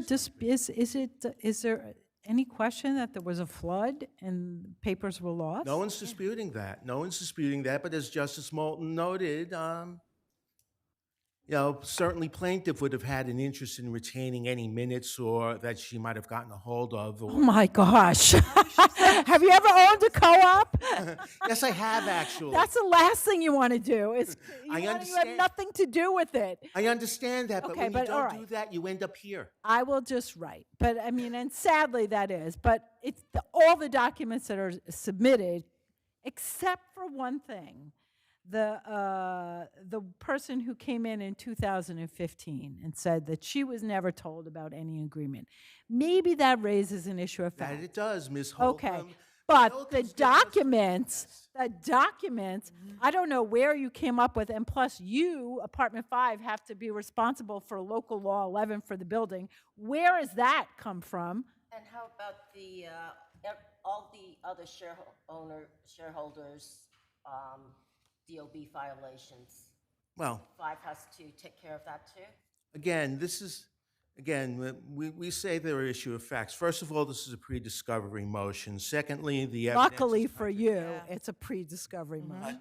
the evidence is contradictory.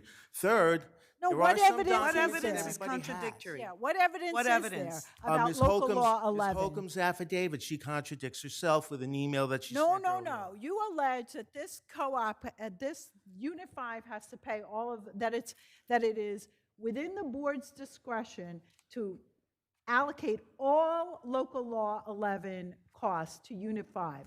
Where is that? That is we're relying upon Section 16C of the proprietary lease, which gives the cooperative the ability to approve a sale or reject a sale for any reason or no reason. Except for Lewandowski, right? Except for Lewandowski. If Lavandowski, this is the business judgment of the cooperative. These conditions, that part of including the business one with respect to the change in the shares, which Justice Knock found, they have a point there.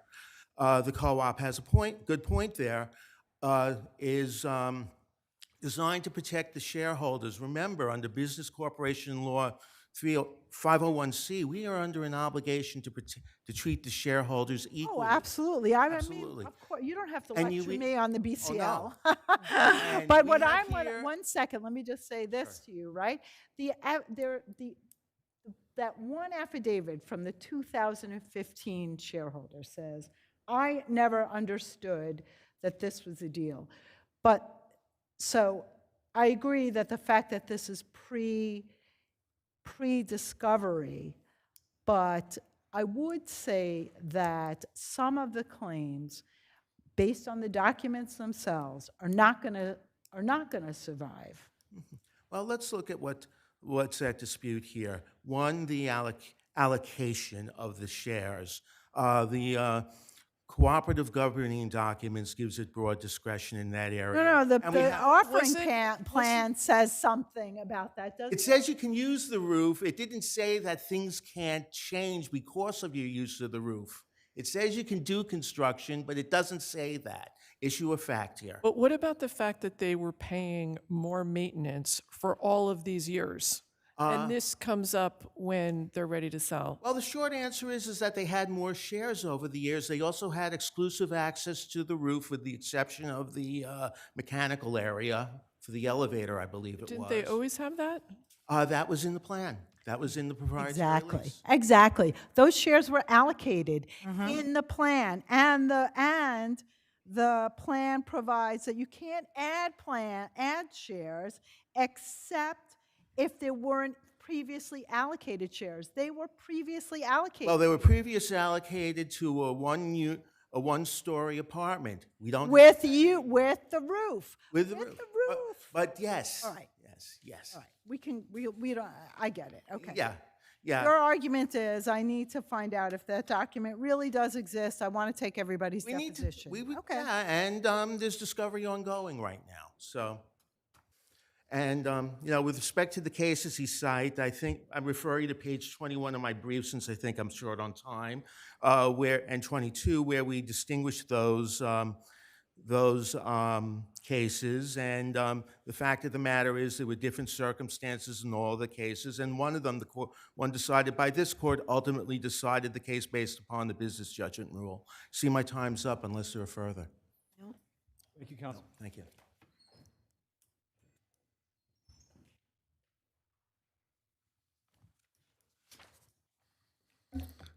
I would like just to address this discovery issue because the court below relied on a clearly inapposite case, the Brooks versus Somerset Surgical. But the fact of the matter is that the board of directors in the bylaws has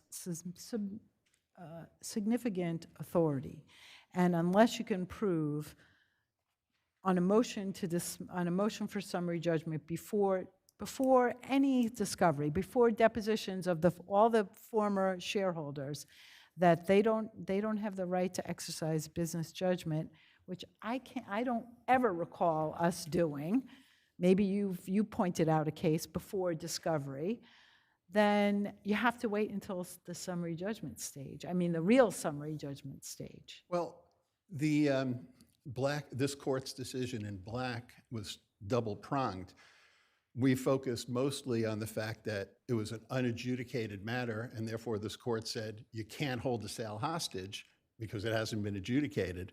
But the other prong of it was that the court had said in that case, which involved a default judgment where there was legal fees, and the co-op said you have to pay us those legal fees when you sell. And this court said that's actually okay if it was adjudicated because it's in the bylaws that you can collect monies owed. However, No, but I mean here, if you prove your breach of fiduciary claim against the board, you're going to get the difference in value of the property from when you started the lawsuit at a minimum, or when your sale fell through, and the date that your judgment is. I mean those are absolutely recoverable, so you're safe. If you prove your claim, then you get the damages that you're entitled to. Breach of fiduciary duty has very nice damages, unlike breach of contract, right? Understood and appreciated, Your Honor. I was merely addressing the business judgment rule, which this court in Black versus Alexander Houses said it ran afoul of the business judgment rule when the matter was unadjudicated. So therefore, the business judgment rule doesn't apply, aside from the allegations of unfair dealing and the fact that on its face, some of this, the local law 11 is clearly absurd. It's clearly not in good faith. It clearly can't be protected by business judgment. So I just wanted to speak to, so the business judgment rule doesn't apply. I just want to speak, the bottom line is that multiple affidavits should be prima facie showing of summary judgment. In response, I could cite another chemical bank case, which is Chemical Bank versus PIC Motors. In particular, defendants in opposing plaintiff's motion failed to tender an affidavit or affidavits averring the existence an admissible form of proof which would present a triable issue of fact, or a hearsay and excuse for the failure of present firsthand knowledge. In their own papers, the defendants' respondents cited the Second Department cases that say a party contending that a motion for summary judgment is premature is required to demonstrate that additional discovery might lead to relevant evidence, or the facts essential to oppose the motion are exclusively within the knowledge and control of the movement. Established, yeah. So none of that was shown here. They had a burden. They didn't meet it.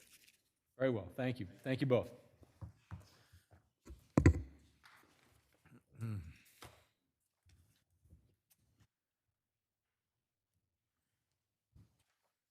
McLean v. Shanghai City Corp.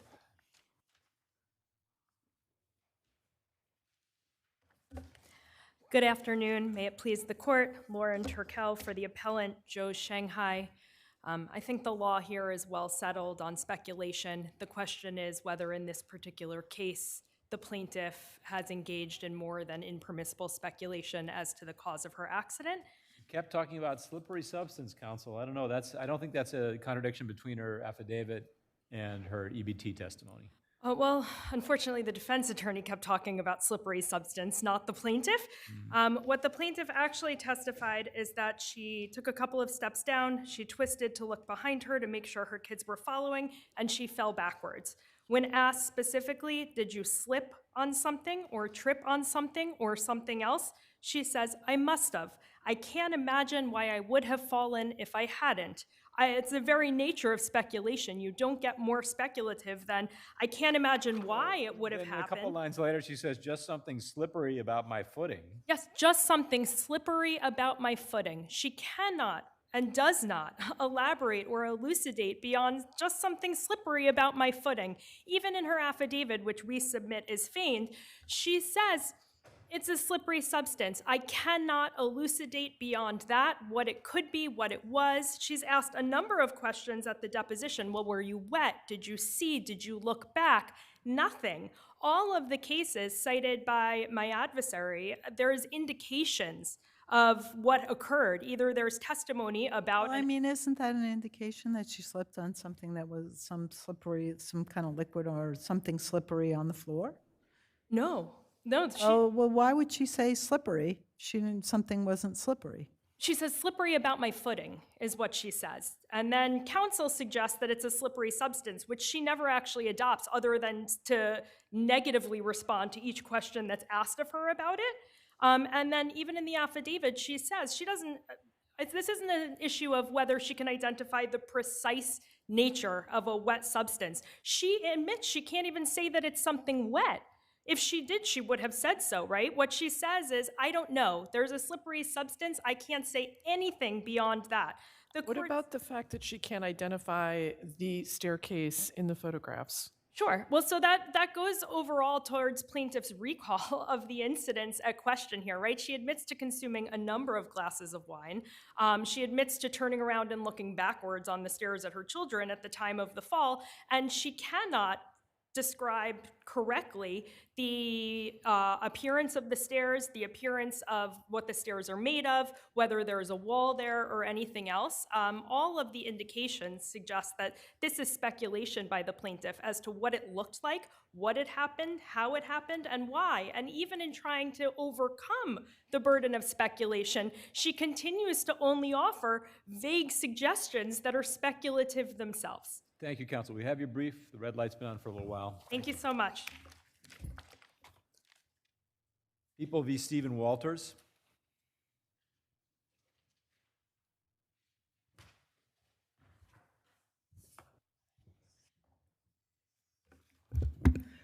Natalie Ray of the Legal Aid Society for Mr. Walters. Good afternoon, Your Honors. The question in this case is whether the prosecutor's warning just before the allocution that Mr. Walters, and I quote, could potentially be looked at by the Attorney Generals at the end of the incarceration, and that the Attorney General could move forward with civil proceeding, triggered the obligation of the court under Harnett to warn my client about the... I agree with you. Thank you. If a layperson hearing that conversation might say, what are they talking about? And Samto was not mentioned. However, what I want to ask you first is a threshold question. Is this claim preserved? This is preserved in the sense, it's under the preservation exception of Lopez/Peque, under where the court says, okay, there's no question under Lopez, the test is whether the court's attention was clearly drawn to the problem. We know. I mean, but haven't a bunch of cases say that it's not? Wait, with the facts, it depends of the facts, right? Well, I'll talk People versus Johnson, People versus Madden. There are more than one case that say that you have to preserve. But if it's not that this is not an exception to the president. The SOMTA, S-O-M-T-A argument is not an exception to some. So what's different about your claim than everybody else's? What's different about my claim is the parallel has to be with Peque, right? And in Peque, what the... No, but I mean, specifically, the appellate courts have held that this claim is subject to a preservation requirement. So why are we not following those claims? I don't know with the claim that in this particular case, because it's a no, we're saying that it's a not knowing involuntary. But what Peque says is address, that if I may, what Peque is saying in the context of immigration, which is very much the same as this, which is that it is the defendant's knowledge. So then how do you distinguish People versus Johnson and People versus Madden? I would have to, I don't know the facts. Those are cases in the third department and the second department have said that these are, well, okay, aside from that this claim has to be preserved. Because what Peque says is where there's no way, and I can read the text, oh, I have it here. There's no way that the defendant had knowledge, therefore how could he preserve the issue?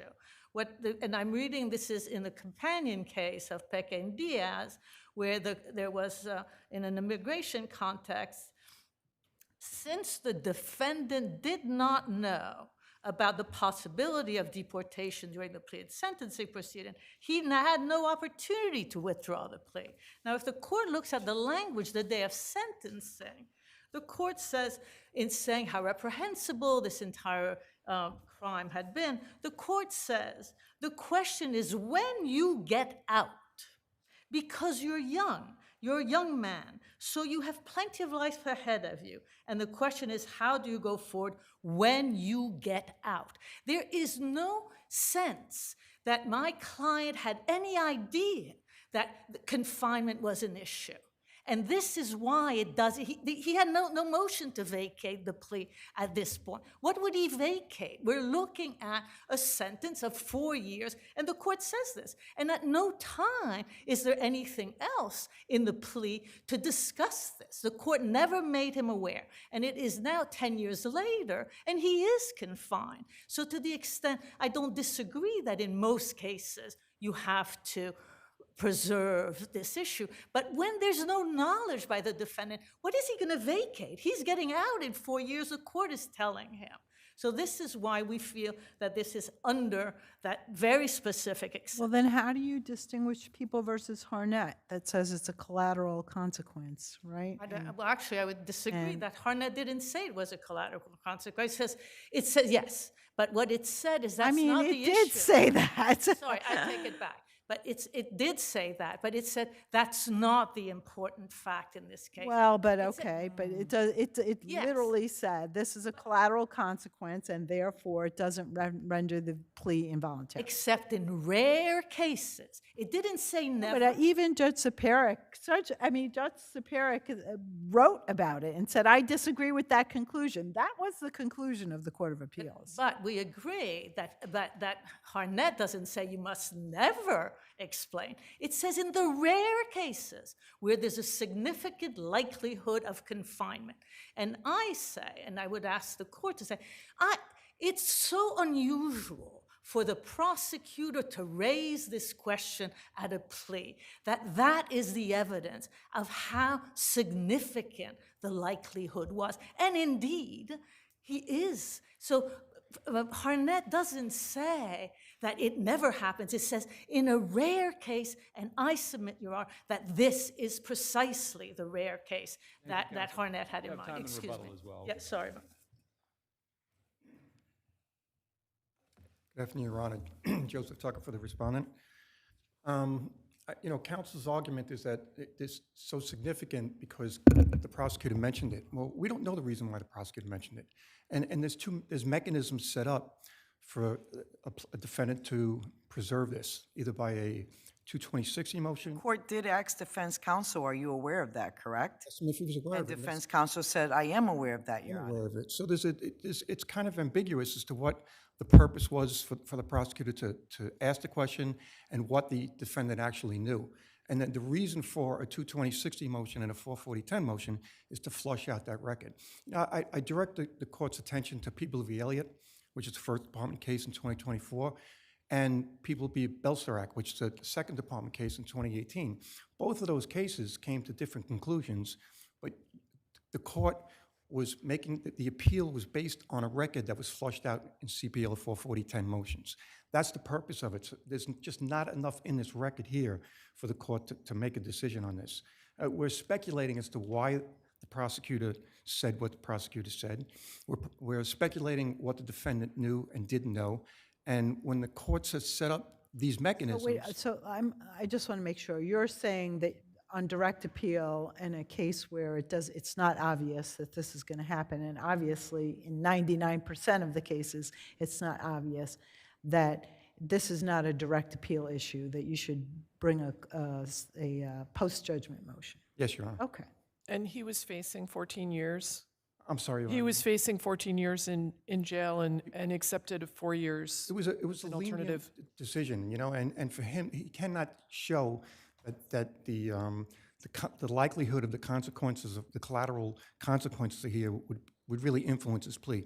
He got 2 4-year concurrent sentences when he would have been facing 14 years in prison.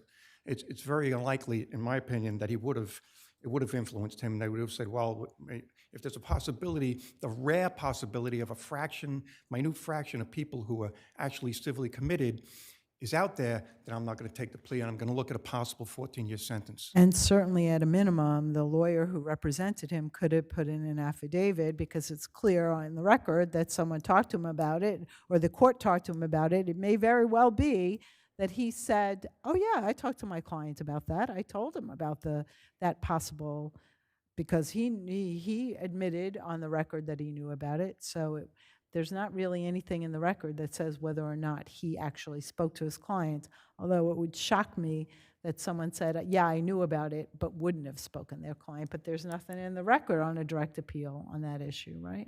I agree. Okay. No further questions, Your Honor. I'll rely on my brief. Thank you, counsel. Thank you. And it's precisely because the information is not on the record that there's the remedy that Peke said, which is that the court remands for the opportunity of my client. Why don't you just make a post-judgment motion? Here we are. And if the court remands, as it should in this case, because as... To take more evidence on a collateral issue? That's what Peke says in the context as Diaz. I'm just quoting. Go back, see what he knew, because on this record, I disagree with the people that it's a reasonable inference that he knew, and therefore... You don't think it's reasonable that if his attorney said, yes, of course, I know that that's a possible thing, that it's a reasonable inference that an attorney who knows a negative consequence for their client would not have said to their client when discussing the plea, and by the way, this could happen? And when the court at sentencing says you're getting out in 4 years, I think it's unreasonable to say that he knew. That the lawyer didn't tell him? Well, I'm not here on an ineffective assistance. Exactly. So I don't know where are you coming that it's unreasonable. Why would that be unreasonable?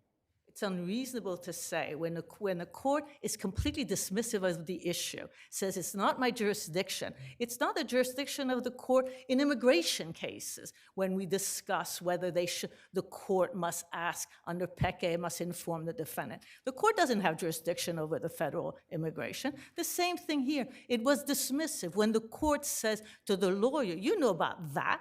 The lawyer said yes, but when asked, did you talk to your client about the plea and sentence, unquote, not about everything, the plea and sentence, I think that the reasonable reading of this in conjunction with the sentencing statement is that he didn't know and that the court should give us a Peke remedy. Thank you very much. Thank you. Thank you both.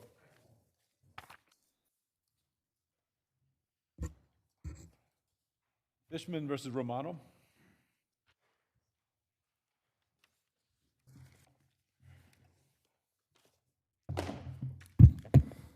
Good afternoon. My name is Lawrence Leonard. May it please the court, I represent the appellants. When Ms. Fishman entered the defendant's house, the defendant took her jacket and had an opportunity to place that jacket where it belonged, in a coat closet. She failed to do so. She also could have placed the jacket in a safe and visible place on one of the dining room chairs or on the living room couch. She also failed to do that as well. This was your client's first time at this house, correct? It was. She was Your client could have said, can you get me my coat? I need to go get my phone from the car. Did your client do that? Say again, please. This was your client's first time in the house. Correct. How would she know where the jacket is? Why didn't she ask the defendant, where is my jacket? As the transcript indicates, when the jackets were taken, she followed the defendant to see that it went into the kitchen and actually past the kitchen. So she had an inkling that it was in the kitchen. When she went to the kitchen, obviously it wasn't there. Then obviously it was behind what she thought was a closet door, which of course turned out to be a cellar door. That plaintiff could have, the defendant could have put the coat on a chair, could have put it on the couch. The plaintiff could have asked the hostess, can you get me my jacket? Well, she did announce it. She indicated, I'm going to get my jacket. She also stood up. She also started walking to where her jacket was. There is obviously no dispute that they were all cluttered together. It was an L couch. The defendant saw plaintiff, Ms. Fishman, stand up, go towards the kitchen, and Ms. Fishman, announced that I'm going to get my jacket. The defendant did not, pardon? People were at this gathering? There was Ms. Fishman, plaintiff, defendant, and 4 other women. And they were all sitting together. And when Ms. Fishman announced she was getting her jacket, the defendant had an absolute opportunity to warn Ms. Fishman that she was going to face a closed door, a dark cellar, and an 11-stair plunge down into the cellar. She failed to do so whatsoever. That she heard her? Was there an indication that defendant heard Ms. Fishman? Actually, it was a point of conflict. When opposing counsel deposed Ms. Fishman, she said, yes, I announced it, and then he double asked her, and she said, absolutely, I said it. When I deposed the defendant, I said, did you hear it? And she said, nope. That's a material question of fact because it segues into the duty of care that is owed. So it is a material question of fact whether she heard it or not. In her brief, the defendant started hedging the position and said, well, yes, it was said, but the defendant, and she used the word enmeshed, was enmeshed in a possible conversation with her friends. So it was said, it was pretty much conceded by the other side and then put in an excuse. Well, she wasn't paying attention, she was talking to her other guests. Can you just address the fact that your expert never inspected the premises? Yes, actually, there are problems with the defendant's expert as well as plaintiffs. The defendant's expert went there 2 years, 7 months, and 4 days after the accident occurred. And then he wrote his report over 2.5 years after that, 2 years, 6 months, 14 days after that. So While they're going. yes, and he used the photographs that the expert for defendant had taken, as well as an associate in my law firm went and took pictures and actually went there before the defendant's expert went there. We believe that the defendant's expert was prompted to go there after an associate in my firm went to take pictures. Also, Thank you, counsel. Are there any other questions? Thank you very much. thank you.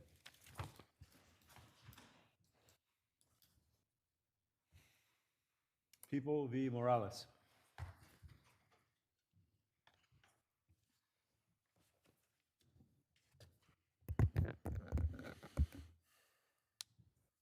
Please.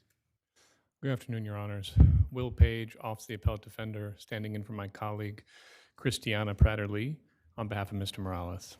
A modest reduction in Mr. Morales' sentence here is appropriate, and the purported appeal waiver does not bar this court's consideration. This was true. He didn't understand the waiver. He had 730 exams, right? He did, Your Honor. And also, he seemed to participate fairly assiduously in the prosecution. I mean, in the defense of the prosecution.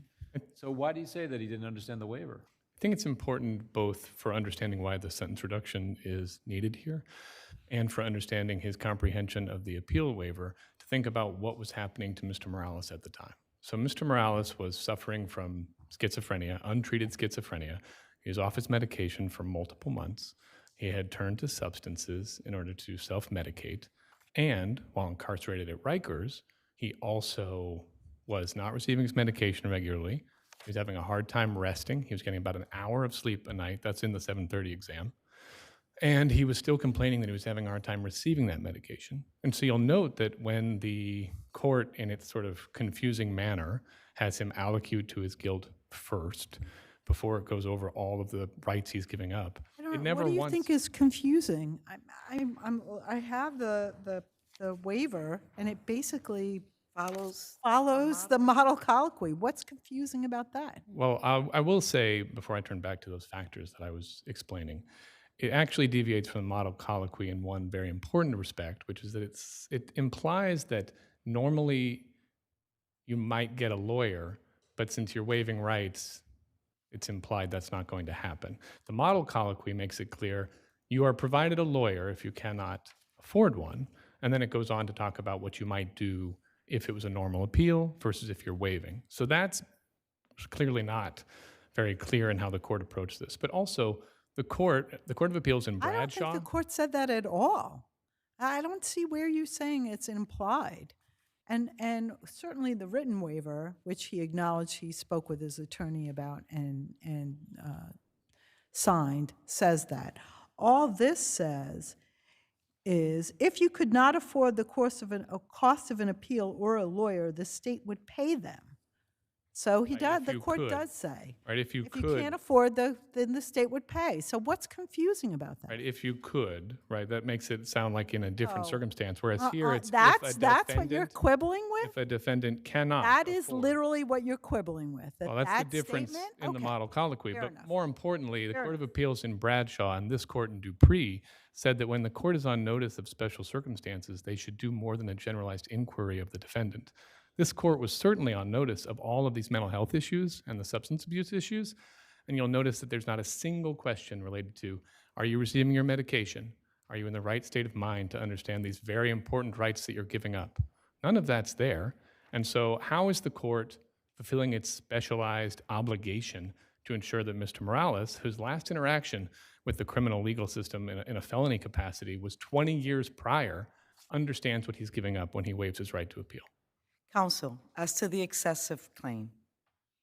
Yes, Your He Honor. left, he waits 5 hours, he comes back, 12 stitches to the neck, 7 years and 5 years post-release supervision, and you believe that's excessive. Your Honor, we're only asking for the same sort of modest reduction that this court recognized was appropriate in People v. Reyes. People v. Reyes was also a very serious situation, right? It involved someone who had untreated schizophrenia. This court took a sentence of 11 years and engaged in a modest reduction to 8. And that was something where the individual was untreated and hacked at someone with a machete in their head and their hands. I think here we're dealing with someone who, he was certainly triggered. He had a history of childhood abuse.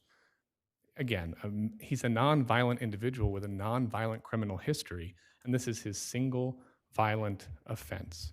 So when you look at it in that context, this is just like Reyes. This is a situation where... Rebuttal as well.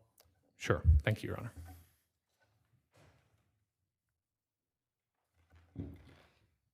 May it please the court, Lindsay Richards for the people. Good afternoon, Your Honors.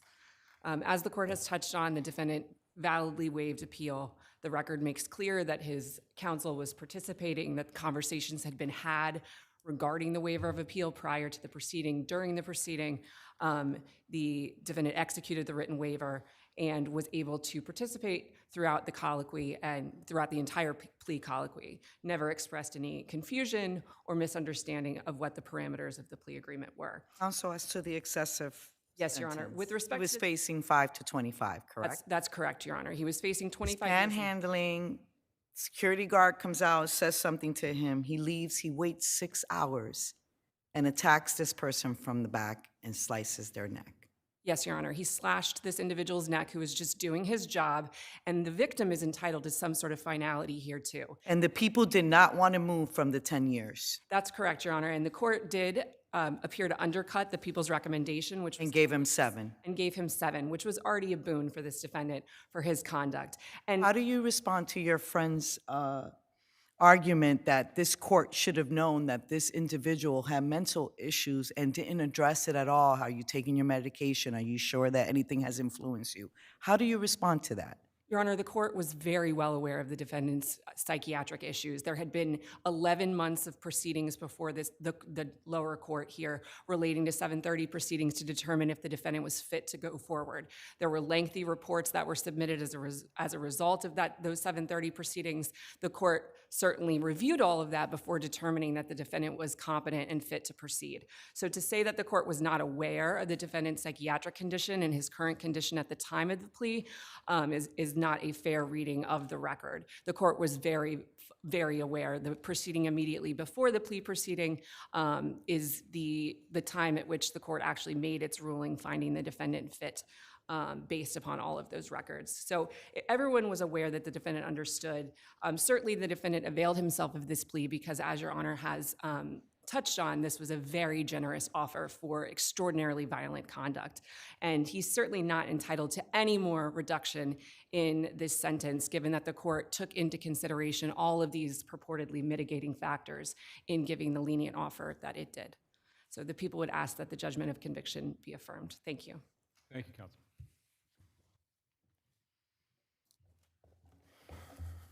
Well, so my adversary says that the court is aware of what was in the reports. And so the reports say Mr. Morales was again upset that he was not receiving his requested psychotropic medications and that he was experiencing auditory hallucinations at the time of the offense. So I guess the question is, what did the court do to satisfy its obligations to make sure that Mr. Morales understood what he was doing? So I don't think the court did anything. The record's clear on that. He was under active psychosis, Your Honor, when he returned the 6 hours later that we're talking about, and the studies that we cite in the brief. What are you saying? You're saying he was floridly psychotic on the day that he pled? I'm saying that there are questions as to whether or not he was receiving his medication properly, Your Honor. The lawyer standing next to him. Yeah. You know, he had an advocate, so if he was having a florid episode, don't you think that the counsel, it's incumbent on counsel, defense counsel, to say, hey, judge? Well, I think the Court of Appeals has said it's incumbent on the court. That the Court of Appeals has said the court should inquire further when they're aware of these mental health issues. But I just wanted to tie in that he was experiencing that active psychosis, and 6 hours could very well have felt like 6 minutes to him. I mean, that's what the studies that we cite show. It's very clear that when you're schizophrenic and you're not being treated and you're perseverating, it's not like you've gone away. And I really do take offense at the idea that he had gone off and premeditated to commit an attack. That's not what we're talking about for someone with a nonviolent history. Isn't the fact that the court gave 7 instead of what the people wanted, 10, isn't that reflected that the court reviewed everything, reviewed all these reports, reviewed the mental illness that he was suffering when reducing it to 7 instead of 10? Well, I mean, this court is empowered to use its power no matter what the court reviewed. But I would say the fact that the court didn't ask any of those important questions when it was having him waive these rights indicates that the court might not have been thinking this all the way through. And as Your Honor noted, the minimum was 5. That's what we're asking for from Mr. Morales. The legislature has considered that a crime like this can receive 5, and we would just ask for 5 and 2.5 PRS. Thank you, Your Honors. Thank you. Thank you both.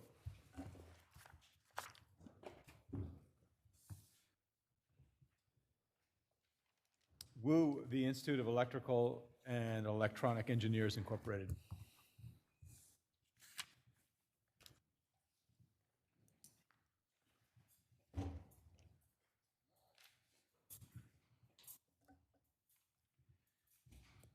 May it please the court, my name is Justin Gannell from the law firm of Church-Tremonti, and I represent the petitioner appellant, Dr. Min Wu. Dr. Wu was improperly removed from the office of the presidency of the Signal Processing Society for sending private WeChat messages concerning an upcoming internal election. The removal was in contravention of IEEE's own bylaws and New York law. First, her removal required a vote. Bylaw 111.2 provides that removing officers of organizational units within the IEEE requires a majority vote of the members of the organizational unit that elected that member. Here it is undisputed there was no such vote. That is an exclusive way to remove officers, and we know that because subsection 5 of the same bylaw says officers elected by the voting members may not be removed from office as an officer by the board. The board does have power. The board can do things, particularly in a case where they think the code of conduct has been violated. They can act to suspend an officer's powers, but they have to do so with the hearing. That is also laid out in bylaw. Is that cured by the fact that the IEE Board of Directors added the additional due process of hearing this case, which they did not have to do? I don't think that substitutes for a hearing right. And in fact, if anything, to me, the fact that an ad hoc committee reviewed this and found no penalty was appropriate, then a lifetime ban was instituted, then that was reduced to 10 years, then the board reduces it to 3 years. To me, that's all evidence that this was a completely arbitrary process. But no Are you hearing. describing a process, counsel, of sanctions, the due process is due for sanctions as opposed to disciplinary action? And was this a disciplinary action, as your opponent argues? So the whole idea that there is this separate regime for lesser sanctions exists only in an operations manual, does not exist in the bylaws, and the bylaws are clear. These manuals cannot conflict with the protections that are expressly provided in the bylaws. The bylaw provides a hearing right and a vote right. So there's no way a manual can come along and say, you don't have to now have elected officers that receive the right to a hearing or the right to the vote. There's no way that that could occur because subsection 5 says they cannot be removed by the board. It's a clear prohibition on the board's power because it protects the election from the members and gives them the power to elect their officers. Again, they have the authority to suspend, but it has to come with a formal hearing. A formal hearing requires all the trimmings of a formal hearing. It's set forth in the policy guidelines. There needs to be opening statements, closing statements, opportunity to cross-examine, a presentation of witnesses. None of that occurred here. That right to a vote is also enshrined in Section 714 of the New York nonprofit laws. There it says an officer elected by the members or a class of members may be removed only by the vote of the members or class of members that voted them in. Here, the SPS is a class of members within the IEEE. We contend that law also protects Dr. Wu. And she has standing under that because this is an Article 78 proceeding. It's not a plenary action seeking damages. We are trying to have the IEEE enforce its own internal rules, and that's the very function of an Article 78 case. Second, aside from the vote, she was entitled to a formal hearing. That formal hearing comes from two places of the bylaws. Bylaw 110.4, which says any complaint. Counsel, if we disagree with you about the procedural infirmities of this penalty, what about the substance of it? I mean, do you think that this was not a violation of the ethics rules? I think that when you're dealing with codes of conduct, as this court has said, there's opportunity for mischief in phrases like, treating others fairly. I'm not saying those are bad ideals; those are great aspirations, but it also is a very hard standard to apply in a way that is fair. Here, the code of conduct prevents false and malicious statements. So it would seem to me there would need to be some fact-finding on what exactly was said that was false and malicious. But going in the other direction is the arbitrary and capricious standard of review that the court applies. So don't we give deference to the entity, in this case, IEEE decision? I think that's true, but I think there's also room to consider that this is a code of conduct that has some vague provisions. I also think that this is speech, so that also entitles a slightly heightened review. And I would point the court to the Matter of Martin case, which says you can't keep reviewing the same facts and reaching different conclusions. This case went through a very lengthy review at the ad hoc process. There was a multi-page report, much longer than the CRC report, which was 2 pages, that looked in detail about the history of these members, this conflict, the cultural issues, dealing with translations of the messages. But don't the bylaws say that if somebody's dissatisfied with the ad hoc committee, that they can elevate it up to the next level, which is exactly what happened here? I think that it's unfair to have somebody get finality through a process. I'm asking, though, whether that's permissible under the rules, right? I read the rules to say if I'm dissatisfied with what the ad hoc committee does, I can move it up a level, and that's what happened here, right? So, in fact, the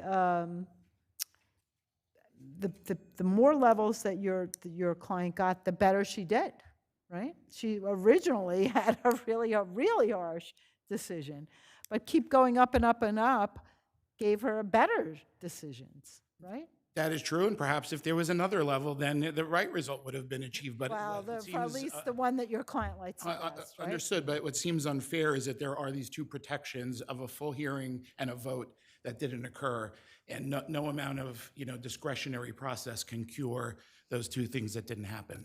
Thank you, Councilman.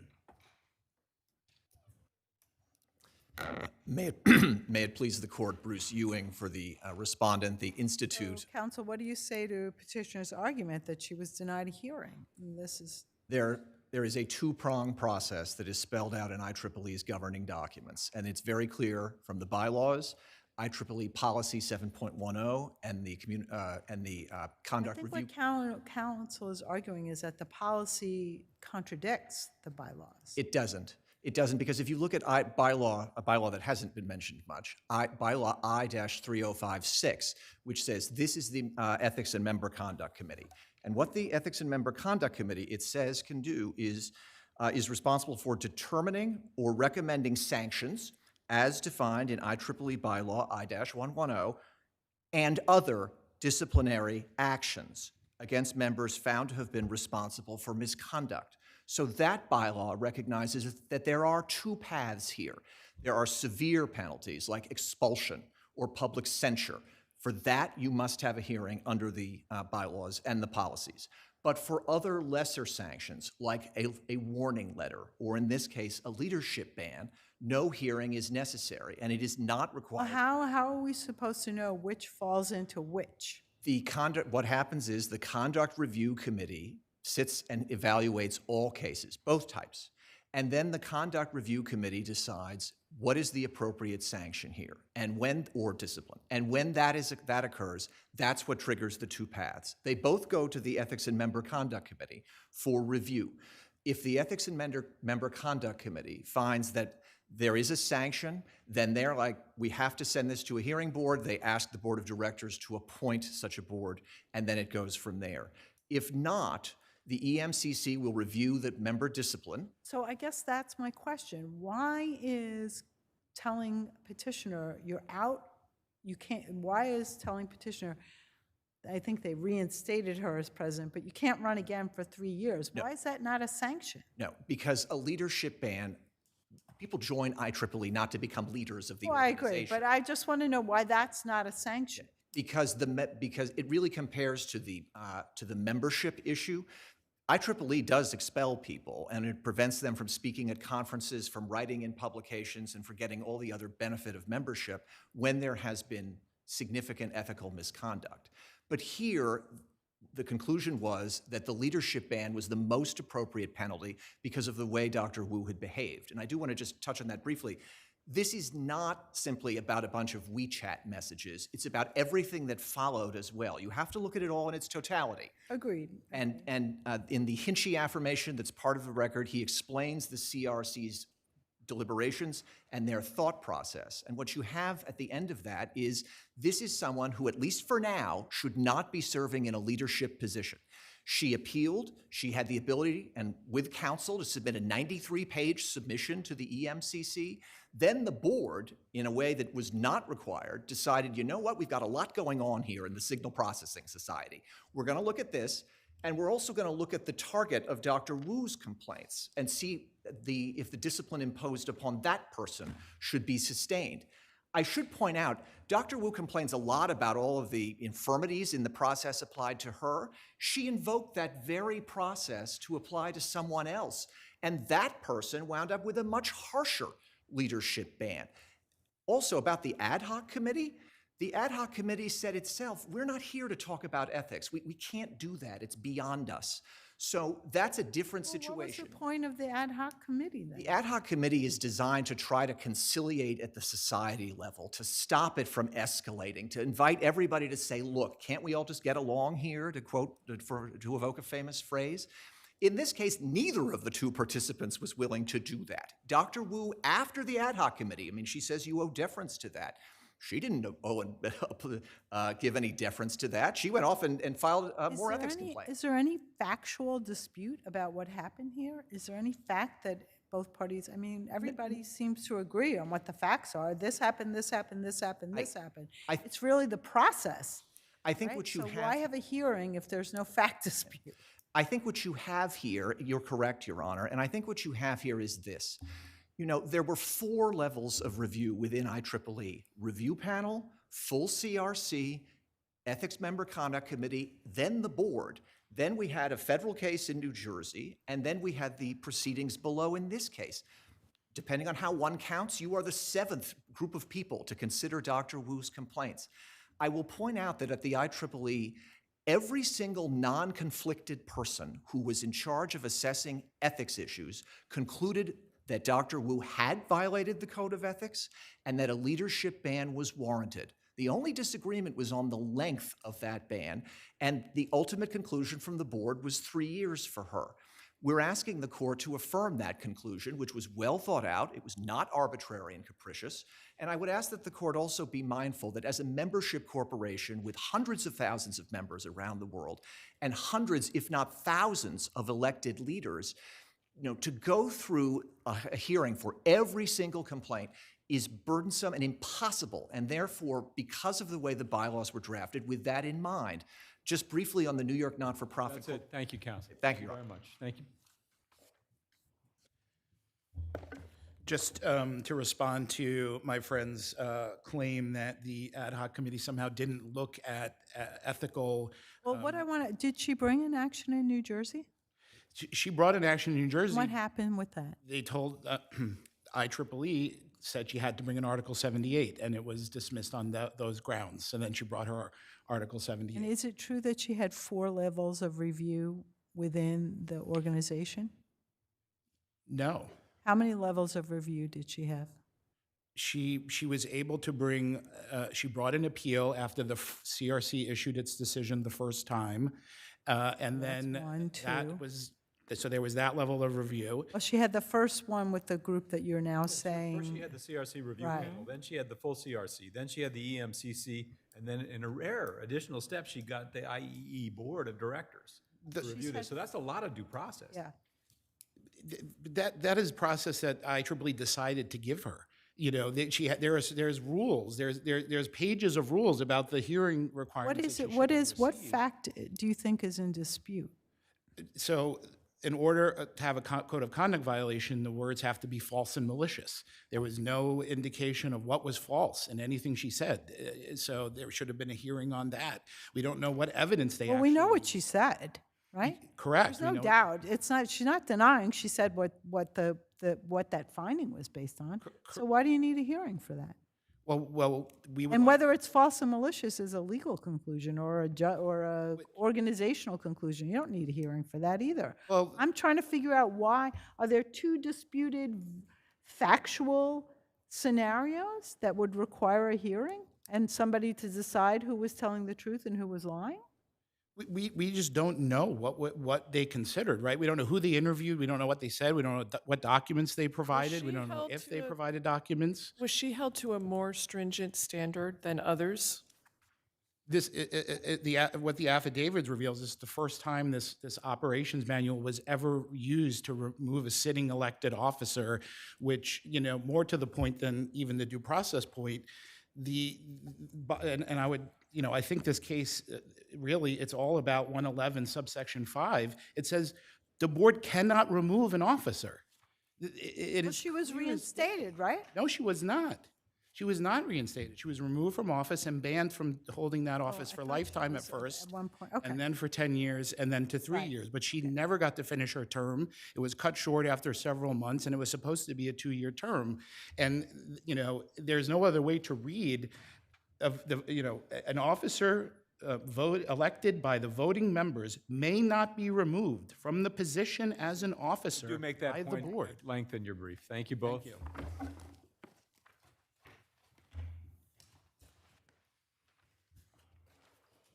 Last but not least, we have 1992 Third Avenue Realty LLC, Third Avenue New York Realty LLC.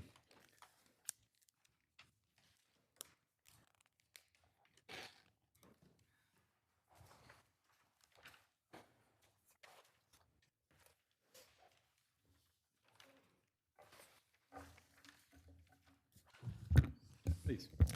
Good afternoon. May it please the court. My name is Joshua Deal, and I'm here on behalf of Appellant 1992 Third Realty, LLC. In 532 Madison Avenue Gourmet Foods against Finlandia Center, the Court of Appeals held that a negligence claim based on economic loss alone falls beyond the scope of a landowner's duty. Respondent's negligence counterclaim seeks only economic losses without an allegation of physical damage to the property. This claim should be dismissed. Does it matter that the two properties were really adjacent to each other? They were next to each other. It does not, Your Honor, because if adjacency were the rule, then it would become unworkable. So the crux of the finding or decision in 532 Madison in part comes down to the court's consideration that a property owner should not be the insurer of economic losses of its neighbors. Neighbors, but in other words, it does seem to me rather to make it limited if you just talk about adjacent property owners. I mean, because that was a public nuisance. It was a negligence case, 532 Madison, but it was also a public nuisance case, and it seemed like many more people were alleged to be affected by the condition there. Well, in this case, Your Honor, without an actual physical injury to the property, there's really no cutoff as to what the potential liability would be. The longstanding rule in New York is that economic losses and negligence have to naturally arise from the loss, from the damage. So if you look at the older cases from the Fourth Department, like Dunlop Tire, which the Court of Appeals reviewed approvingly in 532 Madison, the adjacent property was able to at least pursue its economic losses from the shutdown of the factory because it suffered physical damage from the explosion itself, as well as the shutdown of power. But I mean, may I interrupt you? When we're looking at reasonably foreseeable, because every tort claim, it's not reasonably foreseeable, I think, and that is what 532 Madison hangs its hat on. It's not reasonably foreseeable that someone 8 blocks away would lose their refrigeration or couldn't get their stuff and suffered loss. And so in terms of allocating risks, that seems like a bad risk to allocate to the one party. But this seems like a pretty straightforward allocation of risks. If the property next to me is so poorly constructed that I have to shut my property down, that seems like in the kind of Paul's graph kind of way, close enough and foreseeable enough that in allocating those risks, it wouldn't be unreasonable. Why would it be unreasonable to allocate the risk in that very foreseeable situation to your client? Well, Your Honor, the reason is that if we were to, so first of all, let's back up and remember the context that under 3309.4 of the building code, the risk has specifically been put on the developer in this context. When they are doing an excavation, they bear the risk of protecting adjacent properties. They bear the risk of even if the next door property is so badly constructed and in such bad disrepair that they would literally have to rebuild that property to do their own property. That's the problem here, right? Well, Your Honor, what you're alleging. I don't know if it's true. Your Honor, that has not been alleged. What has been alleged? They absolutely did allege that your property was in such bad shape that that caused them to have to shut down. Well, so let's parse that though. So they did not allege that it's so bad that it needs to be reconstructed or something along those lines. Yes, you give me a little license. What they've alleged is that the building was not built to code in certain capacities without specificity, that the respondent performed excavation work on its own project, that the building moved, and that DOB issued a stop work order specifically as alleged for the purpose of protecting the 1992 building from further movement. So in this context, it is the respondent's conduct alone that causes the stop work order to be issued.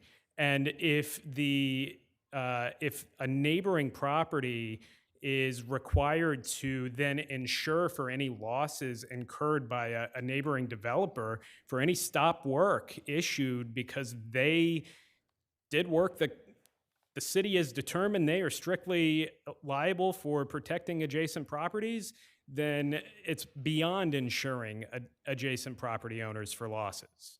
You have time in rebuttal, counsel. Thank you.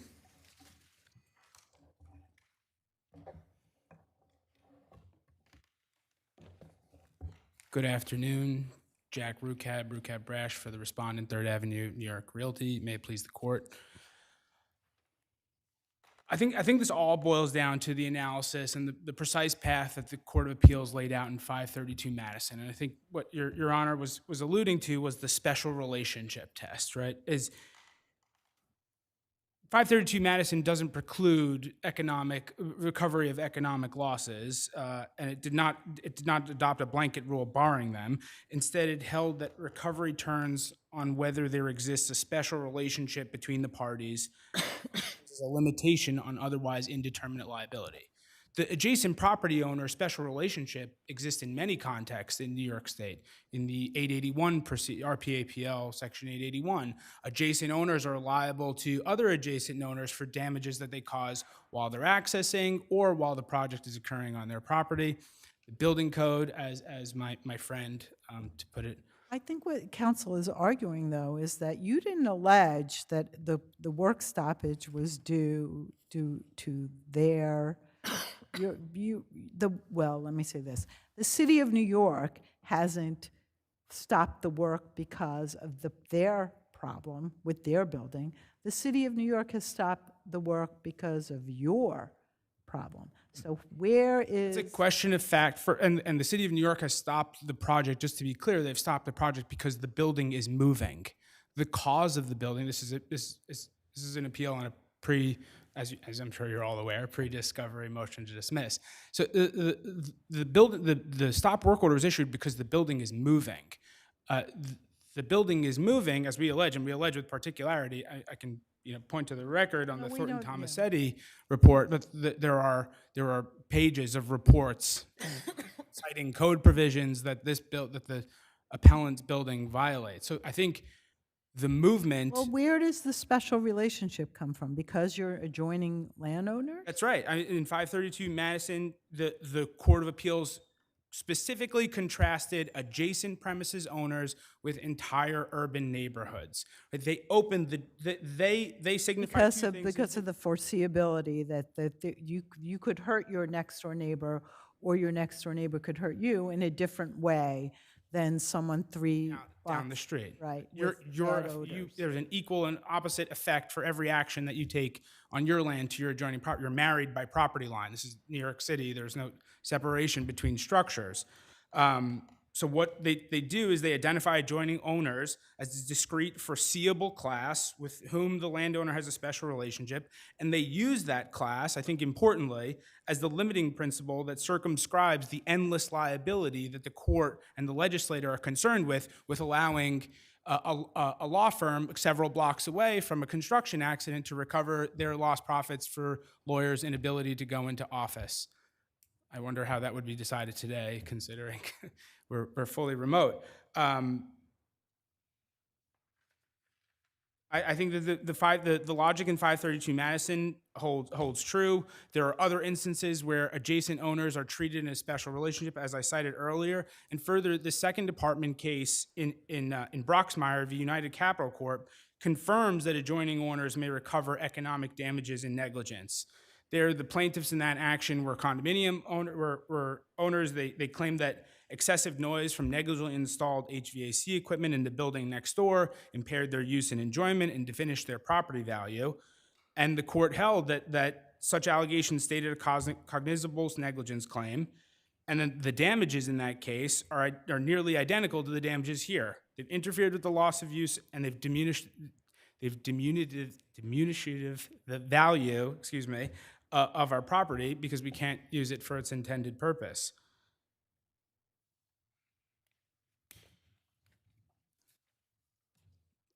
In Broxmire, it was the noise from the HVAC units that was causing apparently diminution of the adjacent property's use. That's my understanding, Your Honor. Okay. Yeah, it's strange that there's not a case that's directly on point, factually. Yeah. I'm surprised.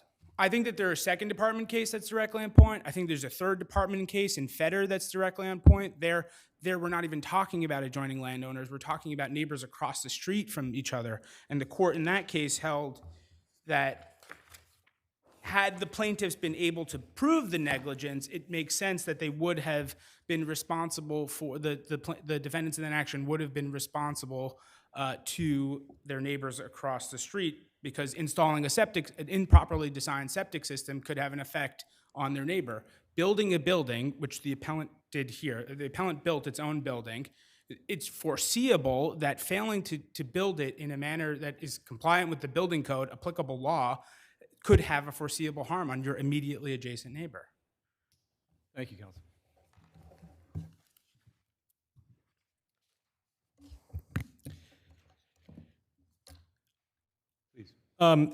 To speak to the issue of adjacency versus proximity in general as being an unworkable rule here, let's take a hypothetical.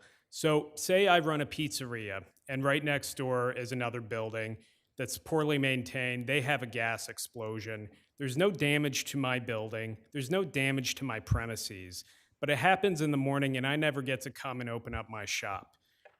FD&Y shuts down the street and is investigating the whole thing for an entire day.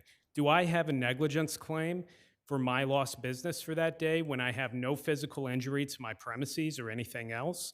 If the only reason why the answer is yes is that I'm directly next door versus somebody that's down the block or a block away, the court does not have a But can't you see that in that situation, it's foreseeable? It's foreseeable that the building next door is going to have some problems, so I can insure myself against that because it's something that looks pretty normal. That I would assume that those kind of damages would happen. But somebody 2 blocks away, how would I possibly be able to insure myself against that? And in fact, one can insure oneself for that kind of loss to the next door neighbor. So that to me shows that it is foreseeable. Well, Your Honor, let's take a look at what this court did in the I'm Roundabout not Theater saying 3 case. blocks away or 2 blocks. We're just talking about this one narrow situation, right? Yes, and Your Honor, in the Roundabout case, the distance between the properties was basically one building. It was somewhere around 65 feet, in difference. And the reason was still the street closure resulting from the collapse. So in that case, this court said that under 532 Madison, there's no recovery for the pure economic loss without physical damage. Because there's a whole class of people. But in this case, there's only one other party, the 2 of you. Nobody down the block is complaining about the building closure, right? So that's the difference.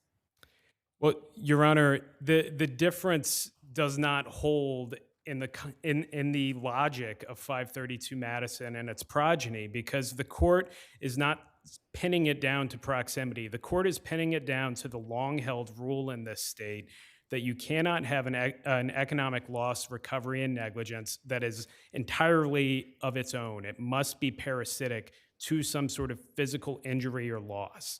And that has been black letter law in this state for a very, very long time. And that's exactly what 532 Madison purported to uphold. Unless the court has any other questions, thank you. Thank you, counsel. Thank you both.